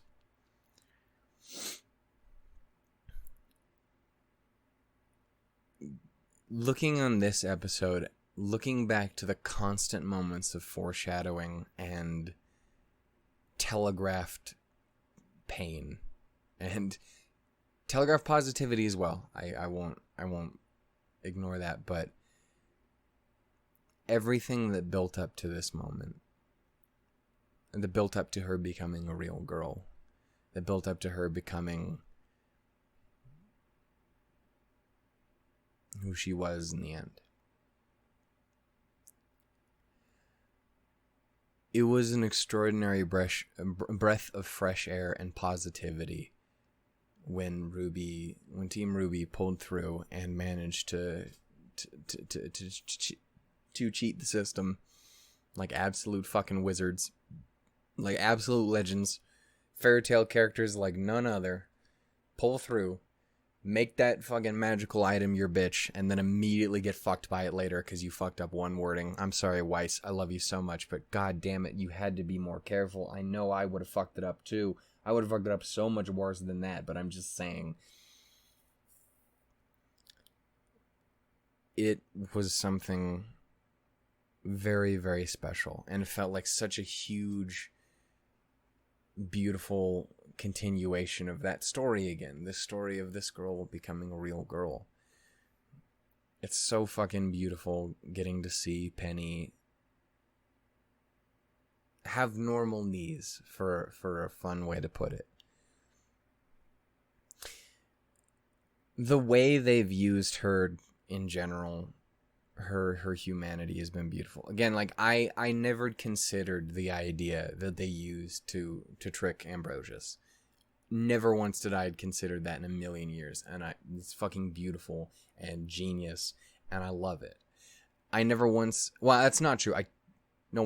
No, I didn't. I definitely didn't. I won't take credit for that. I will take credit for the fact that I came up with the fucking goddamn Atlas Atlantis joke at the end of this episode and didn't say it because it didn't feel like it was the right time at all. So everyone else who came up with it too, just know that I'm with you. But I didn't say it. I really wish I did. But also, I wasn't in a very talky mood. Anyway, my point is, I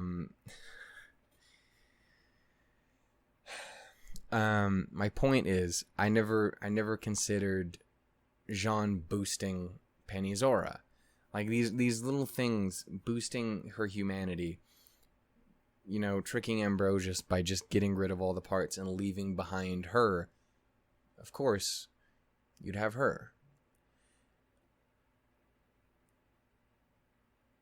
Penny's story is one of the most unbelievably beautiful stories I have ever seen. It was that long before she passed. I say long. There wasn't a lot of time before she passed, but you know what I'm trying to say. It was before even this episode that it hit. It's just this episode, you know, brought it to where it is.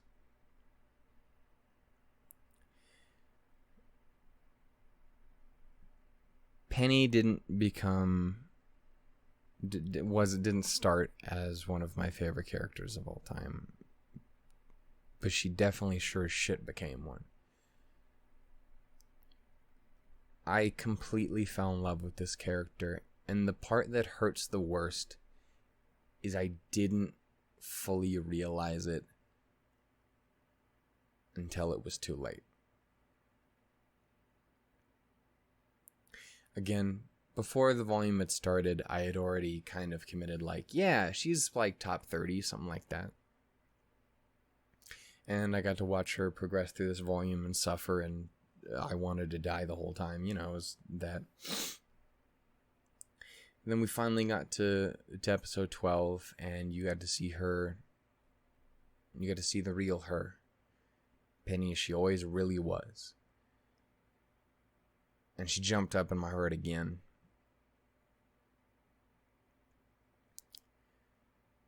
That was the weirdest fucking accented sentence I've ever said. She jumped up in my heart again. But like, my point is she really did. And I fell in love with her a bit more. And then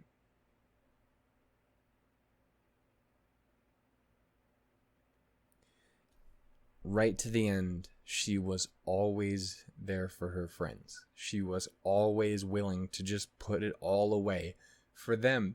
And fuck, I can't. Because one day it'll be her job to save the world. And you goddamn know what she did. She saved thousands of people.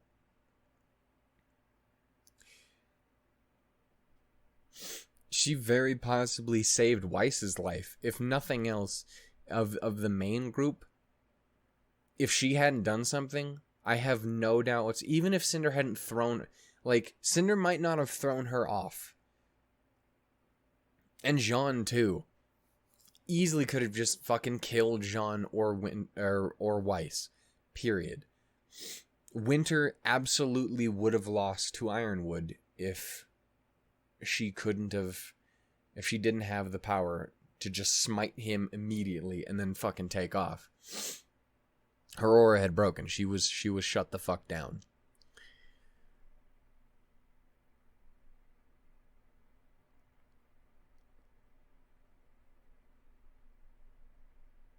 Penny did so much for so many people, and it hurts, man.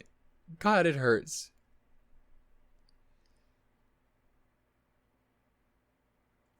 I said it a couple times in the episodes that, like, I knew it was gonna happen. I don't remember if I talked much about it. I feel like I had to have at least mentioned it once in passing in the previous episode. But this whole week, I've been sitting here going, RT's filled with assholes. So RWBY's a bundle of dicks. I love you guys. You're not watching this, but I love you. Oh, fuck. But, so, what would be the most painful thing they could do? Well, very clearly, it would be to take Penny immediately after doing that. Yep.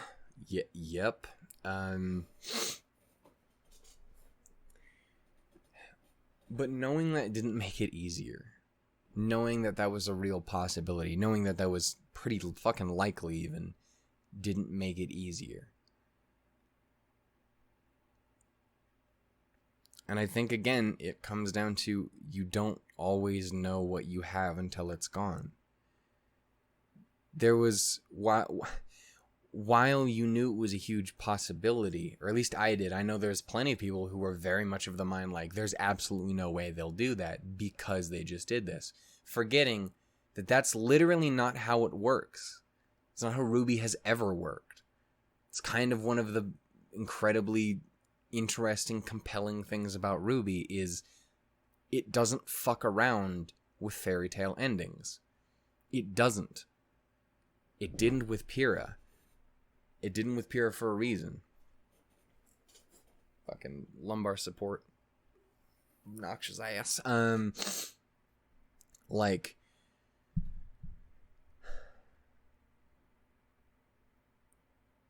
which isn't to say that Penny didn't have a profoundly beautiful arc that ended on a wonderful note. It fucking hurt, and it's suffering and excruciatingly painful.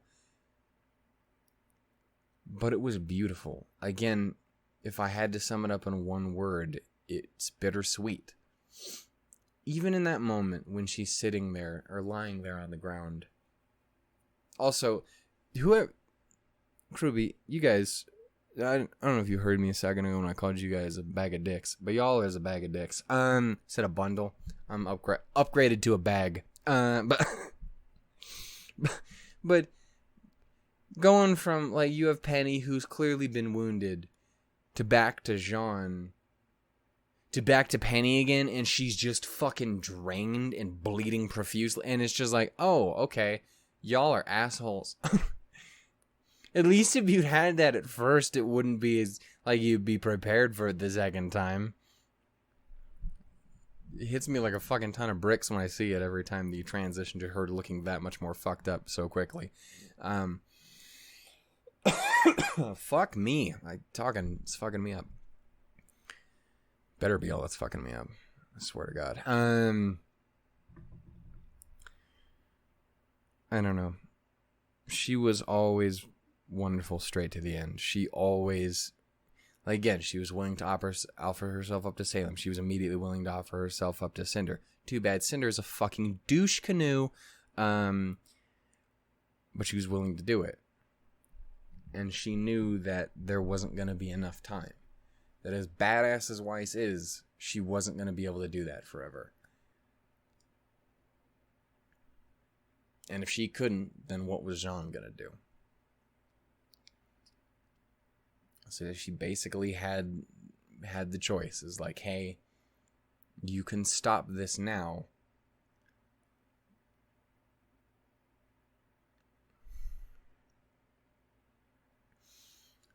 Because if it doesn't work, because you're never going to be able to do it in time, and she's going to get Weiss, and then she's going to get you, and then she's going to get me, and then that's it. Girl's enough of a problem with one fucking maiden. You can't give her two.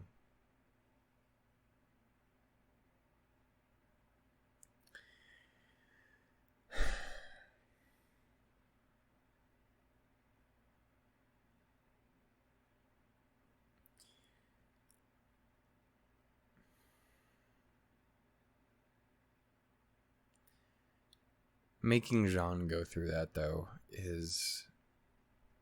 like, I wouldn't have Alright, Satan, calm down, you windy bitch. Apparently it's very windy outside. Just... Fuck. Like, Cinders outside, oh god. Hide your redheads. Anyway.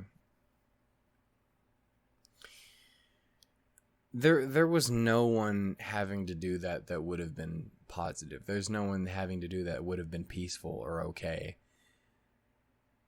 But there's something just extra special about it being Jean that just fucking hurts so bad. Like, I'm not gonna sit here and talk for a fuck ton of time about it. It just, I just hate it, because that boy has been through fucking so goddamn much, and again, that moment of him crying is what hits me every time. And then we pass over to a kind of in-between world that's somewhere else. And you get that moment between Penny and Winter. And the thing that hurts, I think, so much is Penny is so happy. She's not scared or sad or mad or anything. She is just happy. She is like, I thought of you, and you should do it. It's your power. You're fucking Winter Schnee. You're fucking dope. You're Winter. You were made for this, god damn it. What maiden are we? Fuck yeah. Winter Maiden. Go team.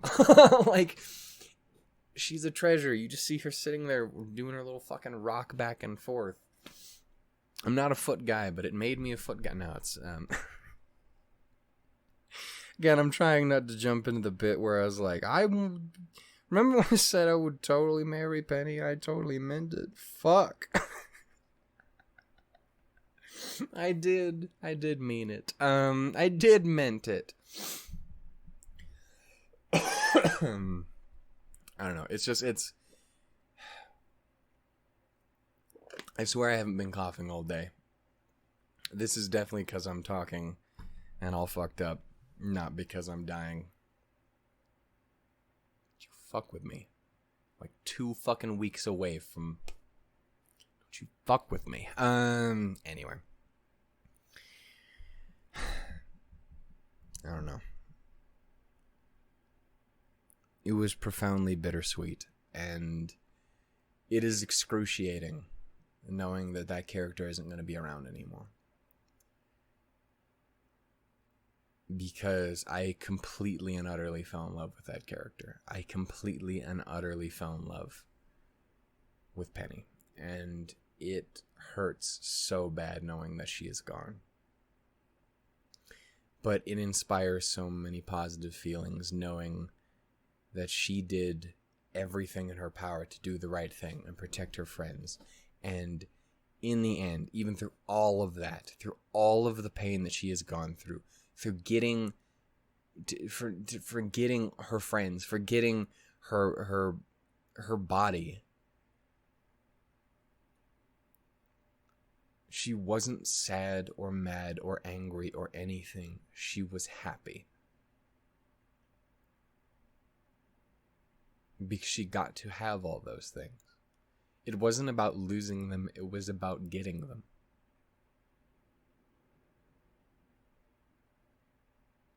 And something incredibly beautiful about that. And it hurts.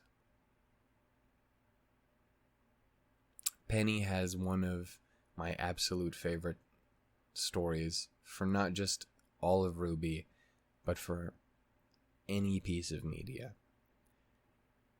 It is an utter love letter to Pinocchio. It is an utter love letter to the character in this series. And it is incredibly depressing that it ends written in blood. But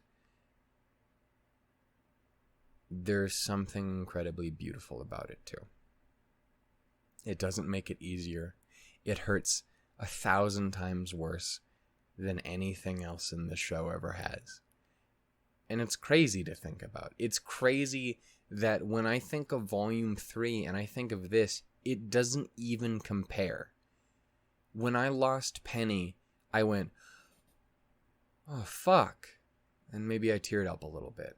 When I lost Pyrrha, I sat in stunned silence until Crow said something, and then I cried a little bit. I went, fuck, my favorite character's gone.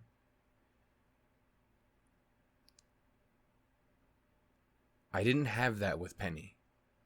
I lost it. I cannot express how much it hurts me to lose this character.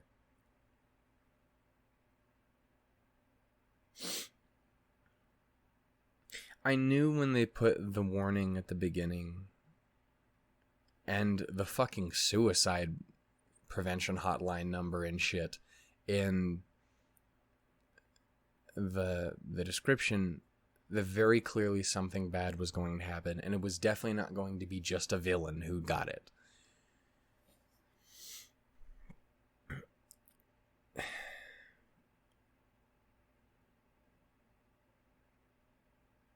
For a long time, I was really concerned that it could have been Weiss or Jean. When it was just those three, losing any of those three would have been unbelievable suffering. Jean is my favorite male character in the show by far. He's one of my favorite characters, period. He's an absolutely wonderful fucking person. Weiss is, again, my second favorite character of all time. I adore this guy. I had to go through that once. I ain't doing it again.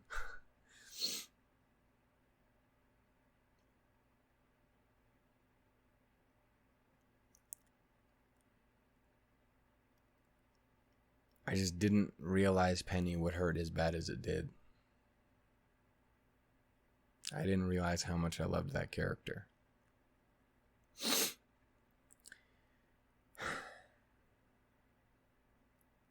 Again, it's a lot easier said than done.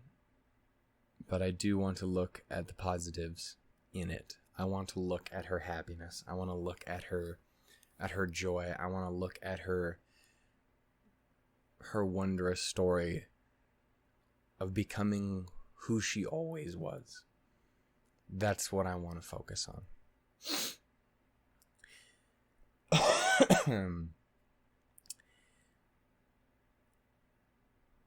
Volume 3 doesn't even begin to fucking compare. And I say that with all the love in the world of Volume 3.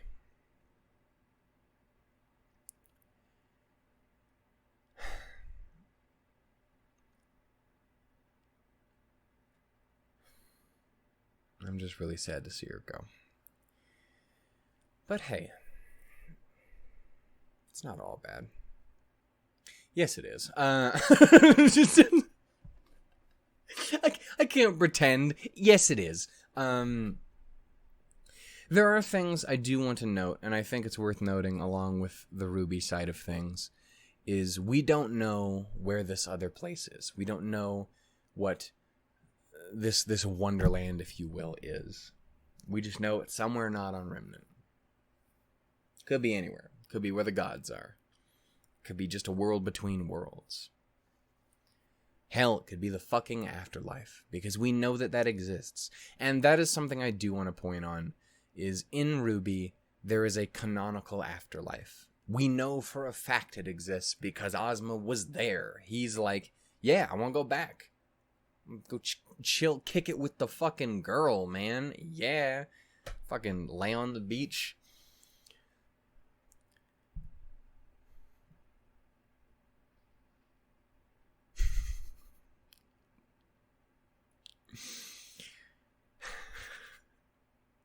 I'm not going to finish that thought because a normal human being would go, and we'll notice that I was about to begin the word sucking, and number one, that wouldn't be the first word you'd immediately go to. But at least if you got there, you go like, on the beach, sucking, oh my god, a nice refreshing beverage from an... But that is not where my mind went, because of course it isn't, because I'm me. Sucking Salem titty. I don't know where I was going with it, but apparently that was it. I guess that was the whole thing. Why was that what I went to? Because I'm a terrible human. I don't know. I'm just saying, Salem kind of had it going on back in the day. It's a fucking nightmare now, get away from me. But back then, you know what I'm saying? I'm sorry. We're here for the Penny and Weiss of it all. I am. Anyway, god damn it. The point I was trying to make before I was so rudely interrupted by my own thoughts, is there is a canonical afterlife. There is a somewhere beyond there where Pyrrha and Penny are, and hopefully they're together and they're having a wonderful time. It's nice to be able to think that somewhere up there Penny is making friends. That's what I want to believe. It's what we know is not impossible. Now the question is, will we ever see that? I don't know. Again, this could be the afterlife for all we know. We just don't know until we fucking get there and explore it more. The only thing we do know is that Penny was wonderful and that the world is an inherently worse place with her not in it. But at least she was happy. And I sincerely hope she's happy wherever she is now.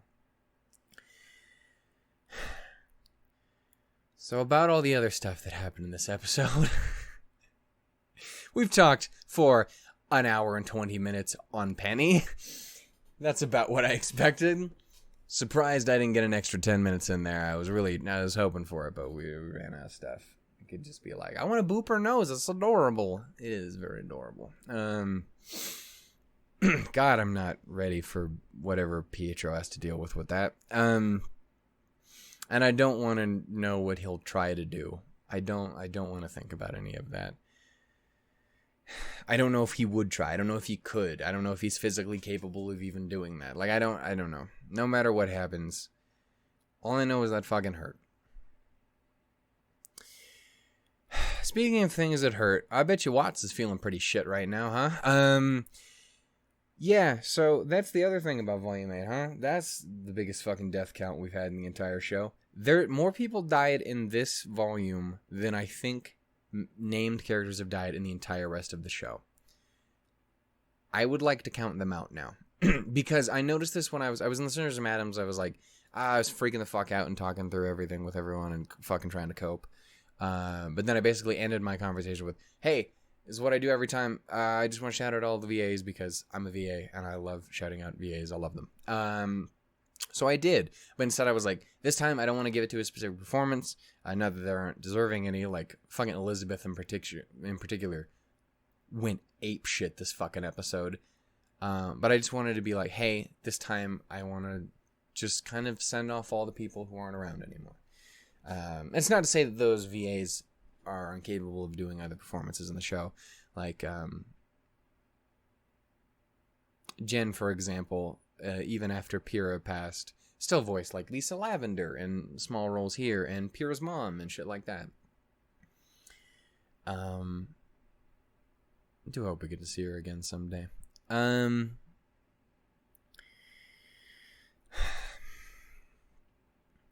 But yeah, so I kind of went and ran through the list, and it made me very, very aware that a whole lot of fucking people died this volume. Yeah, we lost Tuxin in volume 2. To the best of my memory, this is all the named character deaths that we got. Tuxin in volume 2, and that was it. To the best of my memory, that is the only named character death in volume 2. Unless maybe Deary died. Does that count? I don't know. We never saw her again. And the White Fang Lieutenant didn't have a name, so who the fuck knows? Anyway, then volume 3, we had Penny, Pyrrha, and Roman. And I will touch on spoilers for the books, but also probably relevant to the show itself. If you haven't, I believe, to the best of my memory, the only confirmed people to have died at the fall of Beacon that were not those 3 that we know of were the 3 other members of Team Bronze, aside from Nolan. He was the only one that made it out. So May, Bronze, and whoever the fuck the other guy was, I don't remember. Legitimately have no fucking clue. But yeah, to the best of my memory, those are the only 3. So the next highest count is 6. If you include them, which I will for the sake of if I'm including Tuxin, I'll include the members of Team Bronze. So yeah, that is 7 to date. The highest being 6 so far. Volume 4, we lost Leonon. I guess would probably be the ones worth mentioning would be Leonon Ren. To the best of my memory, that's it. Other than maybe the Higanbana waitress, but we didn't get a name for her, so as much as I do love her and wish to marry her, for she is the ultimate secret waifu, I will not count her in this discussion. So yeah, you had 2 there. Fucking Volume 5, we had Vernal and Leo. Volume 6, we had... Did we actually lose anyone in Volume 6? Oh, yes, we totally did. Dickhead died. Haha, got impaled like a fucking skewer. Prick? I'm sorry. Yeah, fuck. Anyway, I'm sorry. Adam. Adam got eviscerated, destroyed, sent to the Shadow Realm. Still one of my favorite... That wasn't my favorite moment, but my favorite, like, chunks of story. Again, I adore Volume 6. It's the reason why I do still technically have to say Volume 8 is my favorite volume for now with the recency bias, just because Volume 6 hits in a very special way, and I don't understand why, but I really, really love it. And Volume 7 is also obviously wonderful. And Volume 4 is great in its own way. And Volume 1 and 2 are great, despite the fact they're jank as shit. And Volume 5 is kind of whack, but it has some of the best moments in the series. You know how it is. And don't get me started on 3. It is so windy outside right now, that's not great. Sandstorms are brewing. Anyway. So that was there, and in Volume 7 we lost Forest and Clover. I think that's it, and I will count Forest, for he is the secret to our victory in this world. Let's be real. Anyway, RWBY for life. Point is, that was the people we lost in the first 7 volumes. I lost count, but it's like a little over 10. In this volume, we lost Councilman Sleet. I want to actually go see if I can find the list in their Discord real quick, so I have it all written down.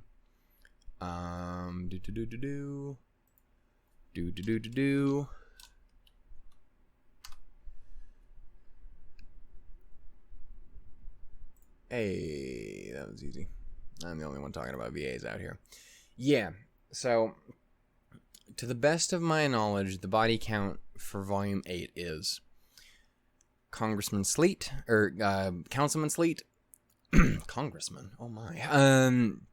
Councilman Sleet, Jacques Schnee, James Ironwood, Vine, Hazel, the Hound, and Watts.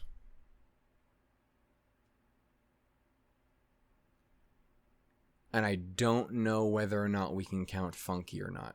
Oh, and obviously Penny. And maybe Team Funky. We don't know. We didn't see them. To the best of my knowledge, the only people that we actually see in Vacuar, you see the Happy Huntresses. It took me a minute to notice them, but they're like guarding the edges of the portal. Or at least Joanna was. It looked like Joanna was the only one that I actually saw. But to the best, as far as we can tell, all the Happy Huntresses, Fiona, Joanna, and May are okay. Fiona's uncle is still alive. You can see the 2 drunk dudes from Volume 7, who you kind of see periodically pop up throughout the throughout the volume. I don't know if they actually appeared. I feel like they appeared like once at some other point in Volume 8, but really is their Volume 7 characters. Yeah, the dude who gets fucking dumpstered by the absolute icon that is Weiss, and his friend, who fucking breaks shit. You got them, and you have the Schnees. You have Whitley, Willow, and our boy Klein, who should just be new dad now because the old one was broken.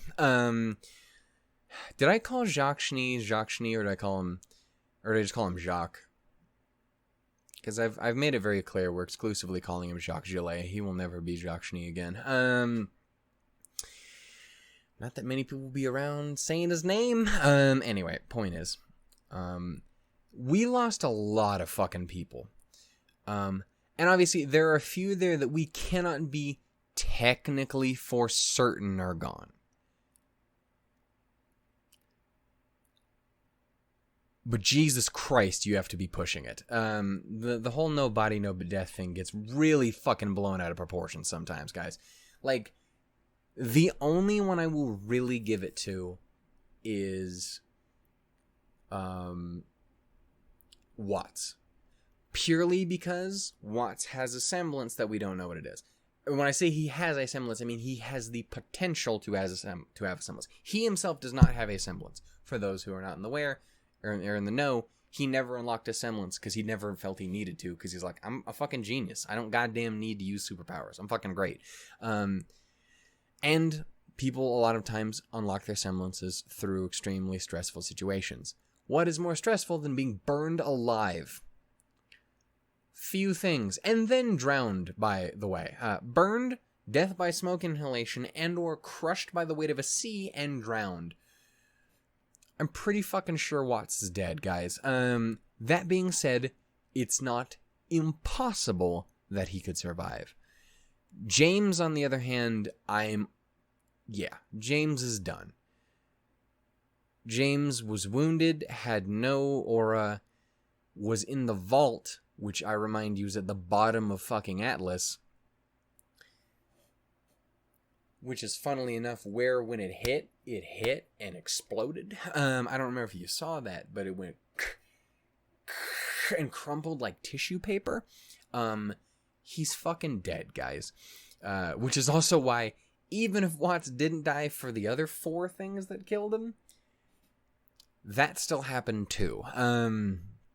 Yeah. Watts and Ironwood are definitely fucking gone. But technically not impossible. But they're definitely fucking dead, guys. Yeah. The no body, no death thing is reasonable until you make it unreasonable. When someone gets disintegrated in front of you, evaporated, turned into a puddle of goo, anything like that, gotta be honest, you gotta just kind of accept that, yeah, there's no body anymore, but there's no body for a reason. Like, you shouldn't have to have the flattened pancake corpse of James Ironwood to be like, he's probably dead. Dude got crushed and drowned. And then probably got crushed a little more because water pressure exists. Anyway, point is, like, yeah, I'm pretty sure they're done.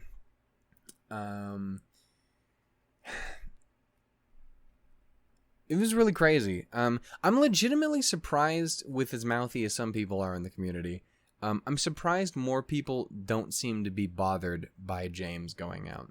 Not because I think it's problematic, because I think it's great, and I honestly think the fact that Cinder and Salem literally just walk by and don't give a shit at all. Like, he was so impossibly insignificant. He thought he was the queen. He thought he was the king. He wasn't. He was a pawn. And he wasn't even a pawn on Ozpin's side.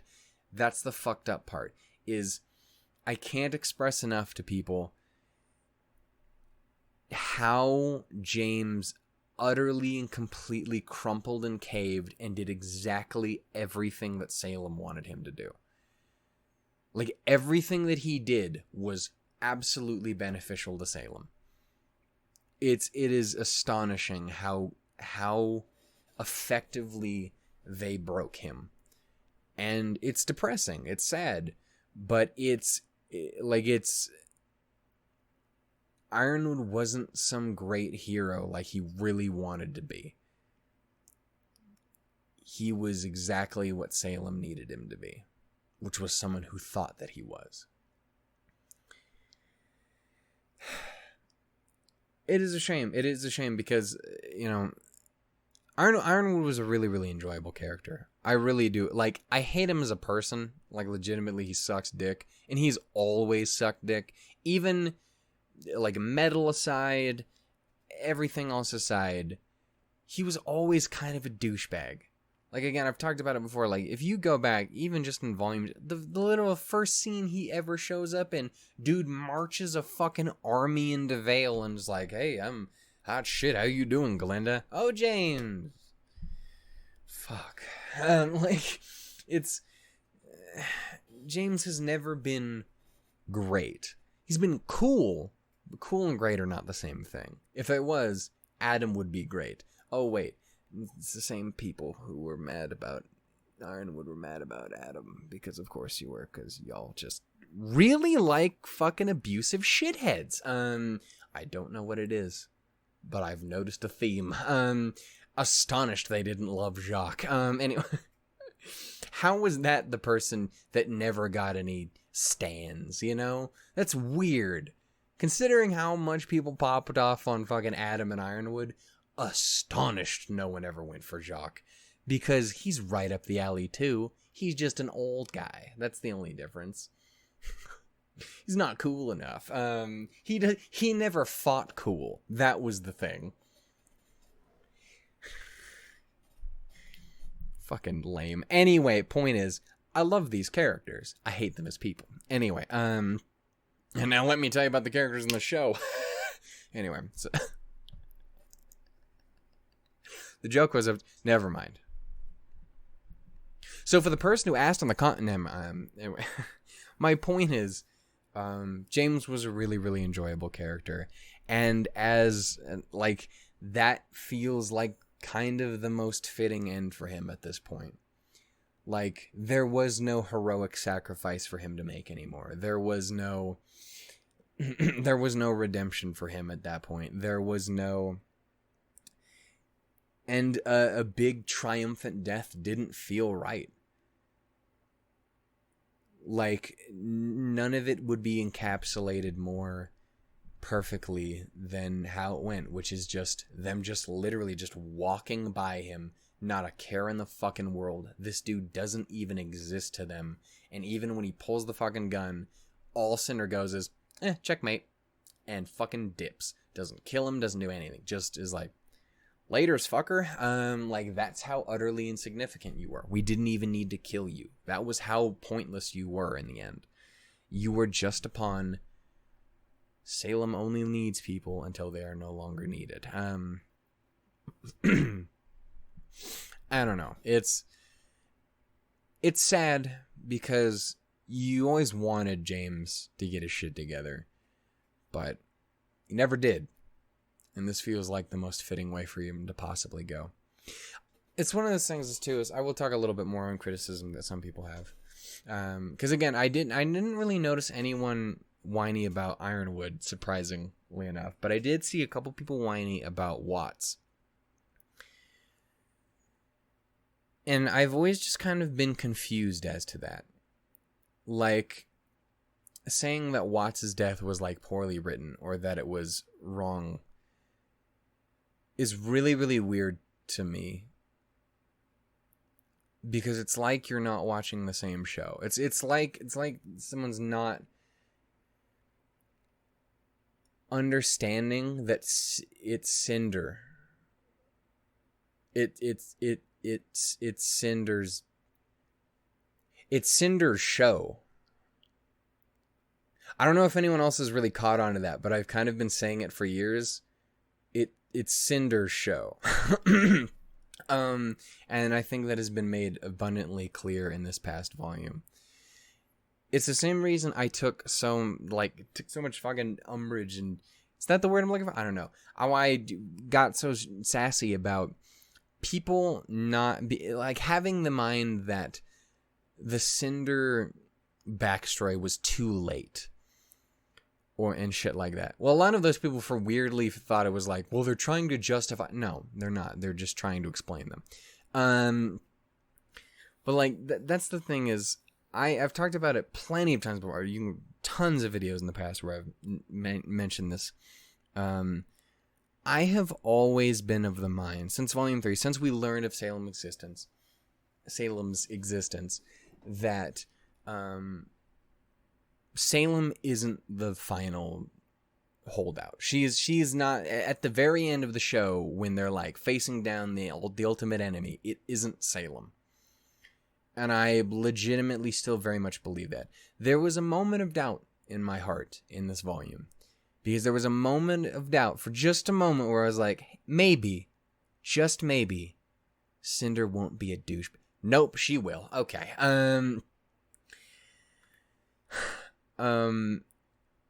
Yeah.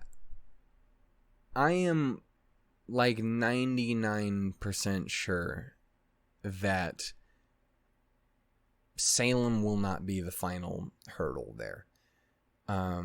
Now, to be fair, I don't necessarily know that Cinder will too, in that I don't know exactly what the gods will entail. But as far as like Salem and Cinder goes, I don't think Salem's the main villain. Like, yeah, she's incredibly important and all-powerful and fucking shit up, and she is incredibly imposing force, and she's always been there, and she's been this huge thing. But that's not really how I look at it. I look at it as Salem is in service to building Cinder into the monster that she is. Not as in Cinder is the lackey building Salem into what she is. Yes, Salem is in the forefront, is in the fucking spotlight. But Cinder is always the one who's always there fucking shit up. Cinder is the one who has the personal connection to Team RWBY. She's the one who has been there since, like, yes, Salem has been there since the beginning. She's the first person we hear in the show.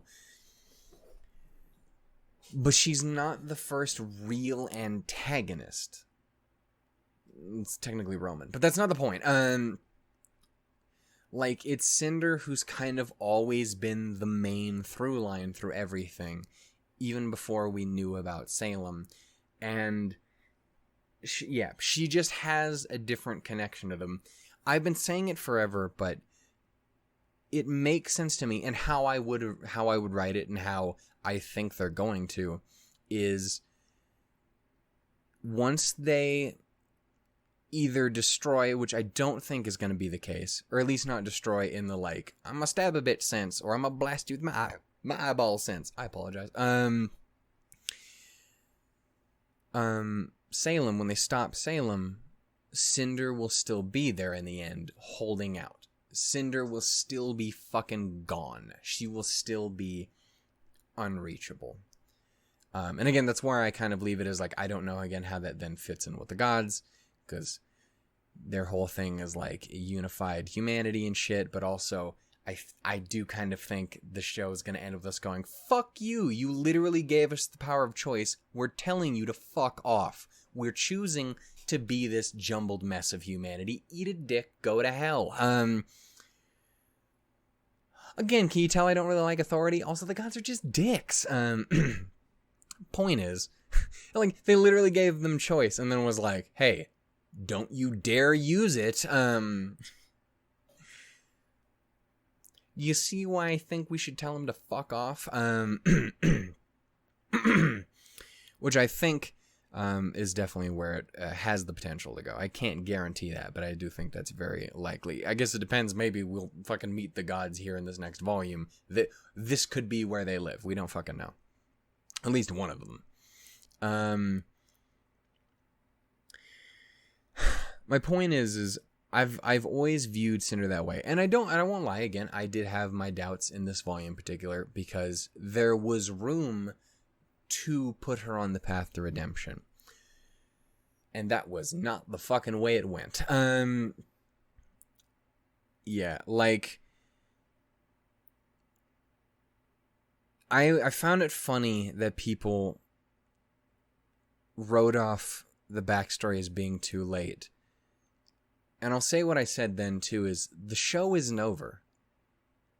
Not at all. Cinder isn't going anywhere. Like, whether or not she was going to get redeemed or not, she wasn't going anywhere. I don't know why people, for some reason, have this mindset that Cinder's just some third-rate lackey that's going to get blown away. Like, that's, like, it's not...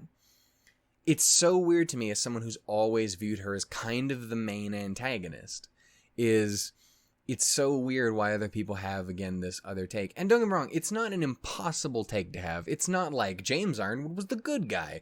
Adam was actually a secret victim the whole time. Like, it's not that kind of fucking insane.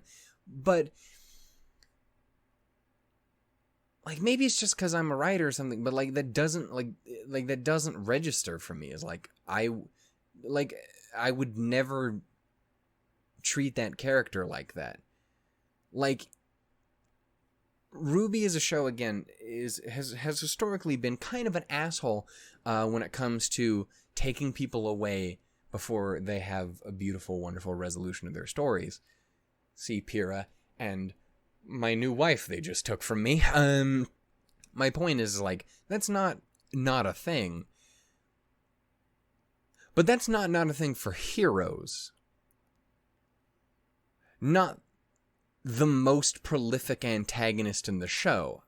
Even if you don't consider her the big bad, she is the most prolific antagonist in the show, by far. She is got her fucking grubby little mitts and claw in everything. Like, yeah. It's Cinder's show, guys. As far as the villains are concerned, it really is. Don't get me wrong, Salem is still a huge antagonistic force, but I absolutely do not see that. And I'm glad I actually gotten to see other people kind of have a similar take. Like, again, Phoenix Knight, I had watched his... He's the only person whose review I've watched on the previous episode, because I tried to keep it without getting into too much stuff where I can have it affect my opinion too terribly much. But I watched even there, and he dropped the same thing, and I'm like, yeah, fucking right. I've been saying it for fucking years. It's on camera. Like, I'm glad more people have this mindset, because that's absolutely how I see it happening. And I find it really weird why other people can't see that as well. Fucking knows. I don't know what's happening. I don't like it. Yeah, I find Cinder to be an infinitely more compelling character than Salem. Don't get me wrong, Salem has a cool story, and she's a cool character, a great VA. But she's fucking nothing compared to Cinder. I gotta be honest with you, she never has been. I don't know, it's just, yeah. Don't get me wrong, I am always open to being wrong. I don't have a problem with that. It's not my story. Whatever the hell RWBY does, it's going to be enjoyable. That being said, historically speaking, we seem to line up a lot on how we view storytelling and, you know, ways it goes, and I'm always kind of on board with where they go with it. I don't think it's unreasonable for me to go like, I'm pretty fucking confident here. Yeah, man. It's always been really weird to me why people kind of have that view of Cinder. I'm curious, if you are one of those people, tell me why. I want to know kind of why you view her that way. Because I got a whole show's worth of shit as to why I view her the other way. But yeah, man, I don't know. Point is, Cinder's a dick and I hate her. By the way, Jessica absolutely fucking nailed it. And while I'm on the topic of shouting out VAs, I will try and get as many as I can, especially like everyone I talked about in this post. But the big one I really have to shout out to is Taylor. Taylor did an absolutely phenomenal job. Like I cannot express how fucking fantastic Taylor McNee is. Like, a huge part of Penny as a character is that voice and is everything, that person, that performance by Taylor. She did an absolutely phenomenal job. Like, this episode, and fucking, again, the whole fucking performance in Amity is one of the best in the entire show. It's so fucking good. She is so goddamn talented and wonderful. And I do sincerely hope we get to see her again in an afterlife, or in this weird wonderland. Maybe there's fucked up, tipsy-turvy, upside-down versions of characters. Maybe they're the live ones. Maybe they're the dead ones. Who the fuck knows? But whatever the case is, I do hope we get to hear her again, because Taylor is phenomenal. And I cannot express enough how fantastic she is. How desynced is my audio right now, guys? Again, please just listen to this in audio. Don't watch it. It's a mistake. But anyway, my point was, Jessica did really, really fucking well. Jessica has grown exponentially as a voice actor, and it's been incredibly wonderful to watch, because Jessica's fucking cool. We likes the Jessica Negri. Yeah, it is astonishing, because again, as someone who rewatches through the entire show constantly, it is unfathomable watching her go from, and we'll take what we have, and we will, which is one of my least favorite lines and deliveries in the entire show. Not because I hate the line, just because there's no pause. Why do you not take a second to go, it's about taking away what power they have, and we will. It's about taking away what power they have, and we will. It doesn't make any fucking sense. Like, no one talks like that. Like, come on, what are you doing? Anyway, point is, going from that to anything in these last 2 volumes, which is utterly phenomenal. She's done so goddamn well. It's like going from Garrett's performance in the Black trailer, what about them? Yeah. I'll set the charges. Like, to that, to fucking his last episodes, to the last few scenes in Volume 6, amazing. It is a fucking fantastic fucking performance. I love it so much, and it is astonishing watching him go from that to, I can't even give it justice, because he does such a fucking amazing job in those last 3 episodes that he's in. It is 3. It's, yeah, because he ends the first one with them meeting. They fight a little bit in the second one. Eats a fucking bike, and then Yang and Blake fight him. I fucking love that section so much. Like, say what you will about the Cordovan mech. Like, it is the lowest point in the volume. It's still very cool. There's still great moments in it. It's a fun fight. Cordovan herself is cool. And, what am I trying to say? Some great RWBY moments in there in particular. Again, Volume 6 is such a fucking fantastic RWBY volume. The girl, you know what I mean. But anyway, yeah. That in the background the whole time is just, it is one of my favorite moments in the show. And it's fucking 3 episodes. I will never understand why people think there's bad endings to these fucking character stories. Like, they're so well done. Again, they're so perfectly fitting for each of these fucking characters. Again, as much as it hurts, that is a phenomenally perfect way for Penny to go.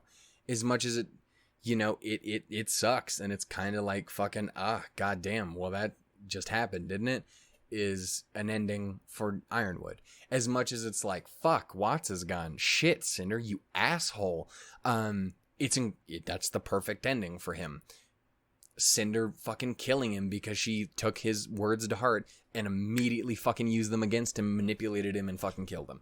Like, again, it's kind of Cinder's show. It's what this volume was. It was certainly fucking Cinder's volume. Like, the whole thing was her going from this utter fuck up to learning about her, to failing again and again and again and again and again, to getting told off, and to immediately going, okay, fine, I'll do it this way. And she fucking kills everyone. It's bad, but in an astonishingly good way. Yeah. Cinder's volume, guys. Cinder and Penny. Anyway, and a little bit of summer, which is still crazy. Sadly, no summer stuff this episode, but we had a lot of other shit to deal with. I'm curious to see what we'll get in Volume 9. But, yeah. Oh, and I wanted to name Adam, too, because that's... is literally the perfect ending for Adam. That was how little you actually mattered to Blake, dude. Fuck you. Don't forget she does immediately weep and cry, but you know what I'm trying to say is she just wanted to move on with her fucking life. You're just a prick. Anyway, fuck. I have noted this video is gonna be so desynced. I'm so sorry. Again, please God be listening to audio. I'm gonna definitely have to put a disclaimer at the beginning, just like, hey, this is a fucking 3-hour long video. Probably a bit longer even. Just don't worry about it. Just listen to it, because my audio is gonna desync, and I'm not fixing it because I wouldn't even know how. Point is, yeah, very fitting ending for all those characters. I don't understand the Cinder thing, but I'm open to hear people's ideas. I just don't personally understand it. But hey, sometimes you just don't think of things. That's totally fine too. Again, I have different perspectives. Maybe we just watch different media. Maybe we just like different kinds of stories. Anyway, that's where I'll leave that there. On the topic of things that I've theorized forever, and I'm like, and feel so profoundly vindicated in believing for so long. While I will admit this one a little less than the Cinder thing in my confidence rating, a little more. I don't know. It's one of those two. You know, it's not a big difference. Point is,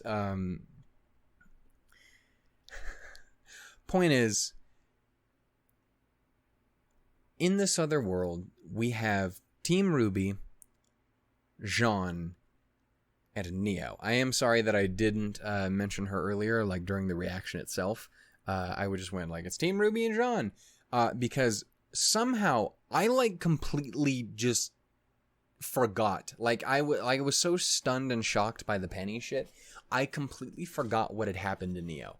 It had stopped registering in my mind entirely until after I had recorded. Not even before I started rewatching, but just after I had recorded that, oh wait, Cinder just chucked Neo's ass in the fucking hole. Yeah, so there's that. Cinder just backstabbed the ever-loving shit out of Neo. Neo is now stuck with Team RWBY in wherever the fuck this other world is.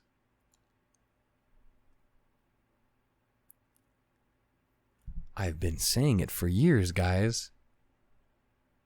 Let her fucking join everybody. Let her be the good guy. Let her be team fucking dopeness.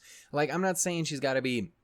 I'm not saying put her in Team RWBY. I'm just saying let her join up with the fucking gang. I've been saying it forever. People are like, you're fucking crazy. And I'm like, I am crazy. Fuck you. I don't care. I like Neo. She didn't actually kill Yang. It's okay. This was one funny joke. Was in Mercury's fucking crack that he did or whatever. Just the one with fucking it's the Neo from most liked character to most hated character 80% run or whatever the fuck. It was very funny. It was very funny. I needed the memes. It took me a while before I could start ingesting positivity and joy again. Like literally the entire first day, I could not watch funny things. Like I couldn't do it. It was that bad. Again, I just laid in bed all fucking day. Those warnings were there for a reason. Anyway, my point is, I really, really like Neo, and I have said for a very long time now that I would very much like for Neo to join up with the goodies, and I want that to happen because I like Neo and I want to learn more about Neo and I want her to hang out with her and I want her to marry me. Yeah, and it would only be as slightly weirder than Maho and me. I'm just saying, she's so fucking short and I'm such a goddamn giant. It would look so weird. She's gonna come up to like my fucking knees, dude. Ridiculous. Again, if I'm not mistaken, she should be like, discounting the heels, she should be like an inch shorter than Maho, and Maho is fucking tiny. Point is, I like both of those characters very much. Maho is very great. She's the reason I can't put Penny higher on the list right now. She's that good. I'm saying. Anyway, point is, watch Steins Gate. Anyway, Steins Gate 0. I mean, you gotta watch Steins Gate to watch Steins Gate 0. Those are gonna be profoundly confused. But I'm just saying, like, she's in Steins Gate 0. Maho's great. Monica's fantastic actor. I love her. Please put her in more stuff, RT. You've already put her in quite a bit of stuff. We'd put her in more stuff though. She's great. Anyway, also still stand by profusely because those two are kind of inseparable in history, but like when you bring Glinda back, I sincerely doubt Kathleen's coming back. So I'm just saying, if you are bringing Glinda back, Jamie is right there, and like that voice is perfect, and she's literally on record saying she would do it. Anyway, point is, I like them. They're great. Not the point. What was I talking about? I'm losing my mind. Penny's dead, guys. Can you Neo? Okay. Fuck. Anyway, yes, I have been a huge proponent of Neo joining the good guys for a very long time now. Obviously, there was many questions as to how that would happen, whether she could use the question to learn about... No one's using the fucking question now, huh? Thanks, Cinder, you dick. To find out what really happened to Roman and find out that RWBY... Because that's the biggest thing, is she doesn't know what happened. As far as she knows is She was on a ship with Ruby and Roman. She fell off the ship with Ruby and Roman was fucking gone.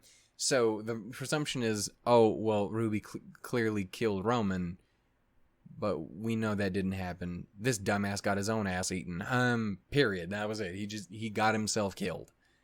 Because Roman's kind of a fucking douche nozzle.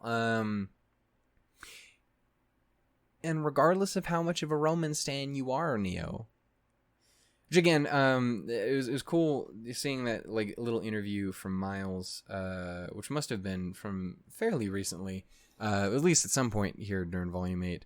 But it got the question of like, hey, what can you tell us at all? As long as it's not like a spoiler and you haven't gone into it or anything like that, and you're okay talking about it. Kind of what was Roman and Neo like? Were they? Is it fucked up if people like ship them? Like what happened? Like what is the situation? The friends, colleagues, lovers, adoptive family? Like what is the situation? And the best he really kind of said is like, we don't fully know what we're doing with that yet. It's like we still want to nail a lot of this down, but like I think the best he could say was like, the one thing we can say is Neo was very clearly a fucking Roman stan. Like she really liked Roman. Like she constantly followed Roman around. Like that was their relationship, at least. That is something you can say is, which I don't think is much of a spoiler because it's been fairly fucking clear from one thing, and just the whole reason she's doing anything in the show to date right now is because fucking Roman's dead, and she's like, that was my fucking dude, what are you doing? I'm gonna have to stab you now, as is my custom. But mute. And point is, I sincerely hope we get Neo backstory and flashback, and that Ruby fucking talks to her and they figure this shit out and they can do something, man. You wanna know what would be really fucking crazy and make no sense whatsoever, but I would see it and I'd be like, holy shit, I never thought about it, but that's not true because I did just think about it. What would happen if Jean boosted Neo's aura? Could she talk?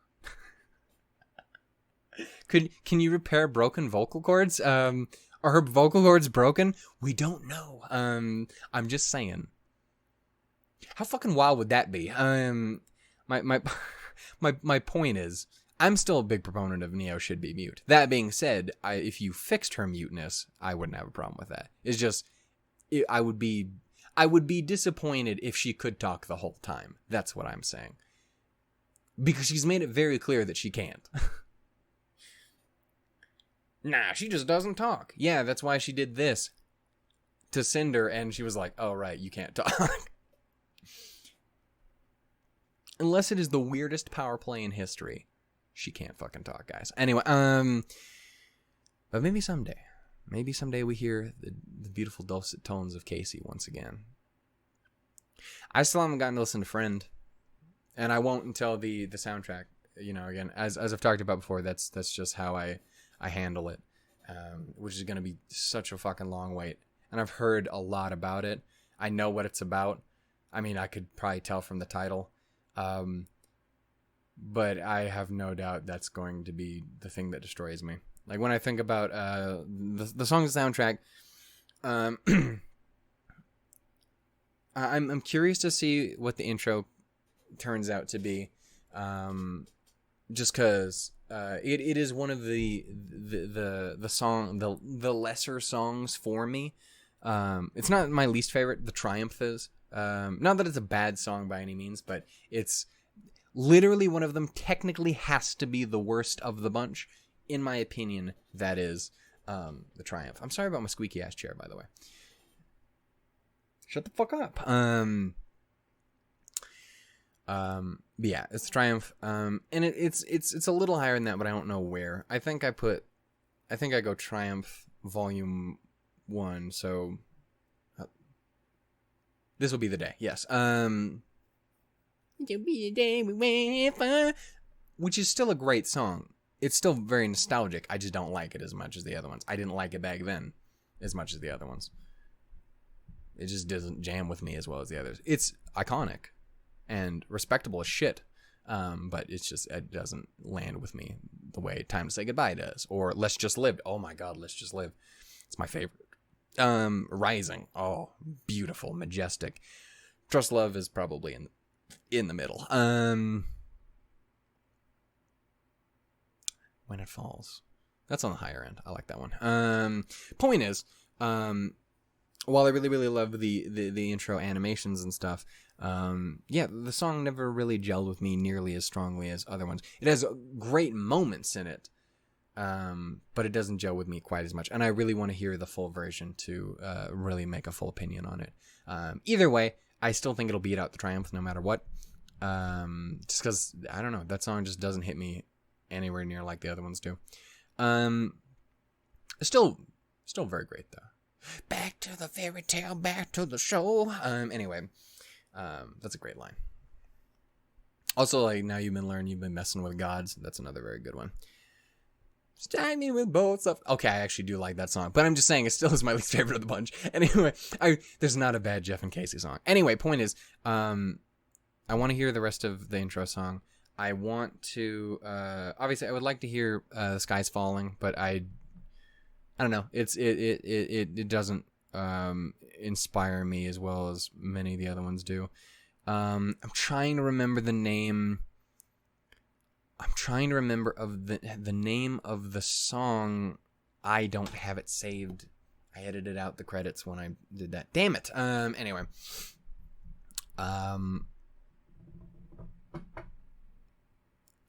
Fuck. I don't remember the name of the Cinder song that we heard. But that is a huge one that I am huge. My eyes. Anyway, I just noticed that I did that and it was upsetting to me to look at. Anyway, point is, the Cinder song is a huge one. I'm very, very, very much anticipating. That was my main anticipated song. I've heard Awake. I've talked about this already. I have listened to all of Awake, already. The only reason I did is because it was not made for the show. It was a currently released song from Casey's band, Okay Goodnight. I highly recommend hearing it if you have not already. It is a fantastic song. And again, I'm honestly glad that I did do it that way, because that means when we do watch it or listen to it on the soundtrack, we can talk about it. And I can be like, so it wasn't made for the show, but let's pretend that it was, because this is totally a fucking fantastic Cinder song. Anyway, because it is the most Cinder non-RWBY song that there is. It's fantastic.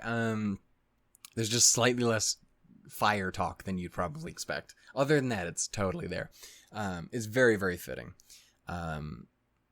There's that. I don't actually remember seeing the title for the one kind of sad, happy, the slower song of the volume when Team RWBY gets reunited and Yang goes up and like fondles Blake all aggressively. It's very excited to see those two interact again when we see them again. Because one of them is going to have to explain, like, hey, Blake, why'd you lose your fucking shit when she fell, man? I know you guys are friends, but you need to say something to her? You should probably say something to her, lest this shit happens again, so you can fucking not waste any more time. Clearly, this matters, so you should probably fucking act on this. Otherwise, you're going to get yourself killed if this happens again. I'm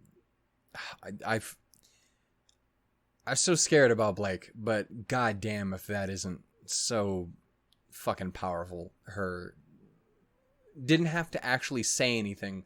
She said Yang, and that was it. Everything else is just her actions and her freaking the fuck out, and I loved it. Again, there was a time when I was not a Bumblebee boy. That time is long since past. Anyway, and if you're still not, it's fine if you don't care for it. But I'm just saying, if you're still with mine, like, no. Silly, why would you think that? You're fucking crazy. Actually insane, out of your brain box. Anyway, point is, I don't remember what that song was called or anything. I'm not insanely excited for it. I don't have any particular drive for it. But it's Jeff and Kate's song. It's going to be enjoyable no matter what. For whatever reason, I really, really want to hear Be Strong and Hit Stuff. Number one, the idea of what's potentially, almost certainly, at least partially a Nora song, yeah, and a fucking dramatic recovery one, yeah, maybe dashes of other things in there too, yeah, I'm here for it, dude. I need some of that in my soul. So definitely super excited for that. But that being said, Friend, immediately, knowing what it is, it has absolutely, without a doubt, taken up my most anticipated spot. And just like Fear and Nevermore, I am expecting it to be exactly as affecting as those. I have no doubt it will be a top 10 song. Even if not for everybody, for me. Because those kind of songs, those extremely story-driven, character-driven songs, are my favorite songs. I like, just period. That's where it is. Listen, Celebrate is fun. Die is a fucking bop. Like, there's tons of good, fun songs out there. Like, again, This Will Be the Day. It's a fucking we love that. It's like it's the reason why Triumph is on the lower end for me. Like, yeah, I just, my favorite of the RWBY songs are the ones that really drive home the story and the characters. Nevermore, fucking Blake, Yang, and Adam, their whole thing personified in a song. At Lion Eyes in general, absolutely for Adam. Smile, I adore it. Lion Eyes actually isn't in my top 10 or anything like that, but it is a good song. That was the point I was trying to make. Smile, This Life Is Mine, Red Like Roses Part 2. Like, those are the songs that really fucking resonate with me, and are absolutely in my top 10s. Again, I've wanted to do that for a while now. In fact, I've even, been laying them out and trying to figure it out, and I've wanted to do cool things with them. We'll have to wait and see if anything actually comes of that. But a part of me really wanted to wait until the soundtrack came out for this so that I could figure out if any of those needed to be in there. And honestly, Friend might. Anyway, that was the soundtrack stuff. What else do I have to talk about? I think, honestly, the kind of the last big thing I really wanted to talk about is just, I don't know where we're going. I don't know what this Wonderland necessarily entails. I don't know if it's an afterlife. I don't know if it's just some other world. I don't know if it's a link between worlds. I don't know if that's supposed to be like Yggdrasil. I don't know.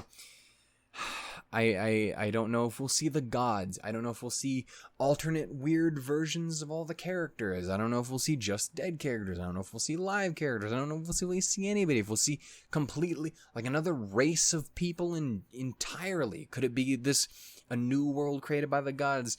A version, like a new experiment, one with aliens and shit, where they don't fucking, they didn't fuck up like humans did and shit. Like, we just don't fucking know. Could it be where the faunus came from? Could it be, who the fuck knows? But, like, we don't know, and I want to know. But the other question is, of course, what is our focus going to be next volume? From the way they've described it, it sounds like a gap volume. It sounds like we're not gonna touch maybe any of Vacuo. It sounds like very possible that we just will not figure out what is up with Winter, Nora, Ren, Emerald, Oscar and Ozpin, all the refugees, the Schnees, like all that. It's just Crow, Robin, the remaining three Aesops, Pietro and Maria, fucking Theo and Rumpole and Sun and Coffee and fucking Glinda. Like, we just might not catch up with any of them until volume 10.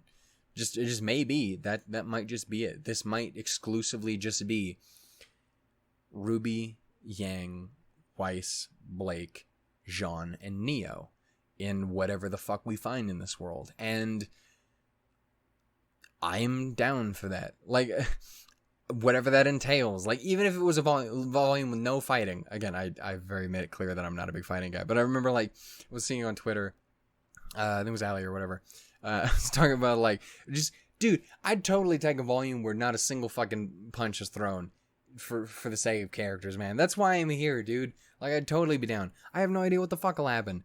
But, like, I'm here for that if that was what we were gonna do. Like, that's why I watch RWBY. So, like, you want to give me a whole season where it's just focusing on Ruby and Jean and Neo and their backstories and how they're interacting with each other and them trying to get back to Remnant and see what the fuck is happening, and maybe they meet some crazy something along the way, who the fuck knows. Like, yes,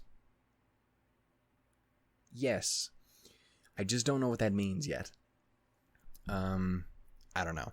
My point is, I'm very, very excited for Volume 9.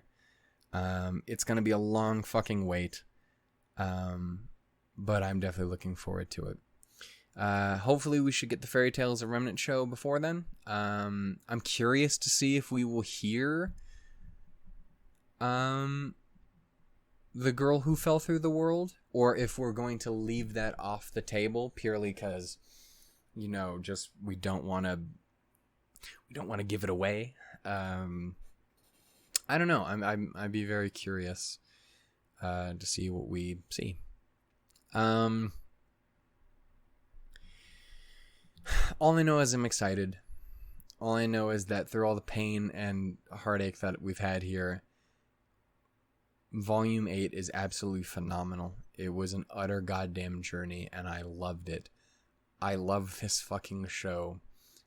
I love Weiss. I love Penny. I am terrified of what is to come, but I'm here for it. Salem has both the relics. And Cinders, punk ass. Tyrion and Mercury are in Vacuo, or at least on their way. All the refugees are in Vacuo.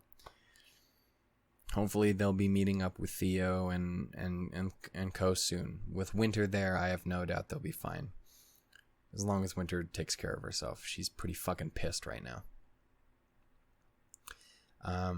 Who knows how far time will have progressed by the time we return. Crow is absolutely suffering from the look of it. I don't know if he knew the full plan in regards to what was up with everybody, because he very clearly seems to be very worried about Ruby and Yang. I can't fathom this poor fucking dude having to deal with that too. After everything that he has lost.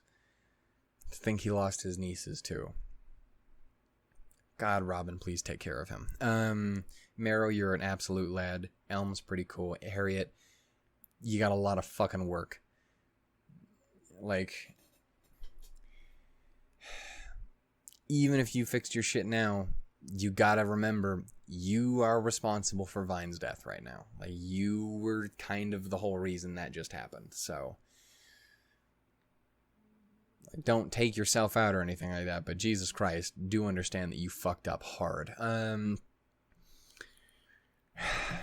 Who the fuck knows what's up with Pietro and Maria? I have to assume Crow and Robin and Co. will meet up with them, and they'll hopefully make their way to Vacuo or to Beacon, or not to Beacon, Beacon's fucked, but to either back to Mistral or to Argus or to Vale. Again, everyone in the world knows about Salem. They know about the relics. They know about the maidens. Presumably Gira is doing something. He immediately fucking jumped on Ilya as soon as he heard the message. No doubt Glinda's going to be moving into action. Theo is obviously going to be doing something. Because like that was kind of Theo's whole thing in the book, was just like he kind of refused to take anything seriously until he really had to with the crown, because he was so like, I can't fuck around with this. You don't know what else is going on out there, dude. There's this big crazy demon hoe like y'all don't know about, and I'm not gonna tell you. I'm just saying, I got other shit to deal with right now. You deal with these fucking crazy people, but don't actually. fuck, there's a war happening now. Just break out the big ass gloves. God, I want to see Theo. He just sounds like an interesting treasure of a man. I really want to see, hopefully, if he turns out to not be a shithead. Historically, that hasn't gone super well with headmasters. Ironwood was an utter fuck-up, paranoid human train wreck who turned into a genocidal moron. Leo is a fucking coward. Was a fucking coward. And Ozpin, as much as we love Ozpin and Ozma, is kind of a fuck-up in his own right. I don't know. There's hope for Theo. There's hope for Theo. Incoming ultra crazy wild theory prediction, like that other one that I said with Jean with the aura, with the boost, with the mute. Theodore is based on Dorothy. There's no place like home. Boom, they come back. Anyway, I'm just it's something like that. Theo brings them back. I don't know, dude. Point is that it's more Wizard of Oz. But, I mean, I'm just saying, it was Dorothy. Anyway, anyway, my main point was, I don't know what the fuck is going to happen, but I'm very excited, and I cannot wait. This is my favorite show, and I desperately want to see it. I'm very curious to see what's going to happen in regards to Raven and Ty. Maybe Crow makes his way over there to Patch. I don't know. Don't know. There's a whole lot of room for shit to happen. And we still got a little bit of time left before this is all over. It's sad that we're getting ever closer, but we're not there yet. No matter what happens, I'm excited. I am ready. I'm fucking in. As I said in that one post, I promise I'll be here until the end. RWBY, to all of you, I cannot express how much I appreciate what you guys have done. You guys did beautifully. I fucking love this show so much. And I can't thank you enough for giving it so much justice and joy. And Monty would be so fucking proud of you guys. I'm so fucking proud of you for what it means. I don't know. It was wonderful. Thank you. To all the VAs, from everyone who we lost, all the Jasons.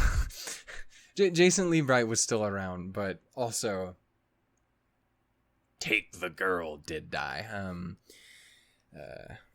Point is, to the Jasons, to Taylor, to Chad, to fucking William, all of you guys, to Chris, it was a fucking blast. Thank you so much for your guys' work. I sincerely hope we'll get to hear you again one way or another. But you guys absolutely killed it. A lot of you had to play some very shitty characters. Not badly written characters, just people who are fucking dicks. But you did really fucking good at it. That is a compliment, I promise. To everyone else who's still around but did phenomenally, Lindsay fucking killed it as always. They're always a goddamn champion. I love them. Kara is my fucking hero. You're a legend, ma'am. An absolute legend. You're so much of the reason why I love Weiss as much as I do. But there's also all those other reasons. I'm just saying. Did I mention I like Weiss? Anyway, yeah. From them to Barbara, who absolutely murdered some fucking lions in here. Fucking, God, like, her thing with Salem is amazing. Fucking... Aaron gets all the credit in the world alone for the Yang scream alone. That one line, amazing. Fucking Shannon and Aaron and fucking Miles and fucking Neith's goddamn improvement over time, and fucking goddamn Sam is always a treasure. Like, it's fucking Katie always surprises me how much fucking fun she is whenever she's on screen talking. Like, it's just, it was a delight. It was a delight to hear fucking Meg and Flint back for Flint and Neon. Like, I don't, well, Neon and Flint nailed it. I sincerely hope they're okay. We don't know. They weren't there. I hope they're okay. I really don't want to think that Neon is gone, man. And that somewhere in the bottom of the ocean is a trumpet. Or they got disintegrated. I don't fucking know. That was a big fucking explosion. Anyway, I don't know. But I really, really enjoyed it, man. I think this is where I'm gonna have to call it, guys. No, wait, stop, please. You could totally go for 4 hours. Thank you to everyone who watched. You guys have been an absolute fucking delight to join me. What? It's been great to have you along, is what I'm trying to say. To everyone I've gotten to meet, whether it be people in the community, other YouTubers, which has been kind of a new thing for me, getting to meet and speak to Andy Rex, the wonderful German lad. If you haven't ever seen his stuff, is a ton of fun. Another very emotional person. Hey, bud, I don't know if you're watching this now, but it's good to see you. Thank you for watching my stuff. It means the world, man, legitimately. Yeah, thank you. To again, getting to talk to people in the Sirs and Madams. I got to meet in passing Dan, and I've gotten to say hi to Arnold, and that's about it. But I got to say hi to Arnold, and I got to talk a little bit with Cheryl and Bruce, and they're a ton of fucking fun. Again, a huge thank you to them. A huge thank you to them, obviously, also for all the soundtrack stuff that I know they're going to do. You guys are going to be a goddamn godsend for me. Because someone's got to watch each and every song twice over in their videos, and who's going to do it but me? Seriously, thank you guys so much. Yeah, it's been a lot of fun getting to meet all of you, and I really hope I get to meet more next year, and I get to hang out with you guys, and we get to paint our nails and try on new clothes and talk about cute girls. Trust me, you will not be able to stop me from talking about cute girls. I have like a 12-page essay written about Weiss right now, just waiting to make the video. There may be a Weiss video or two that I want to make. Anyway, that's not the point. And Penny now too, because Penny broke me.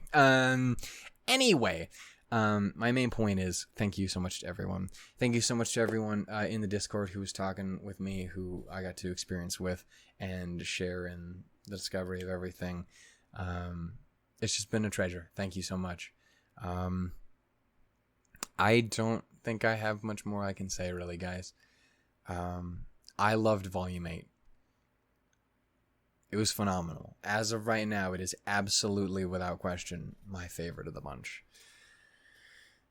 And all the pain was worth it for Penny. Even when a lot of it came out of Penny.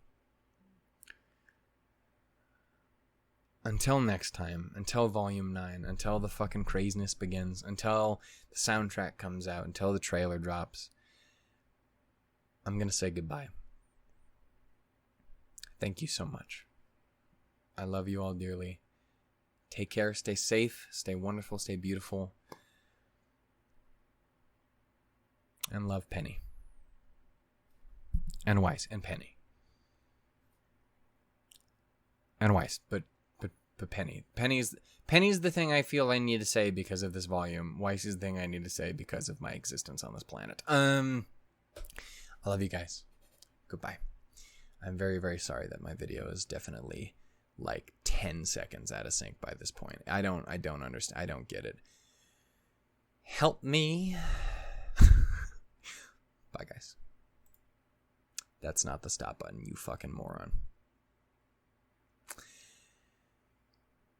Penny broke me.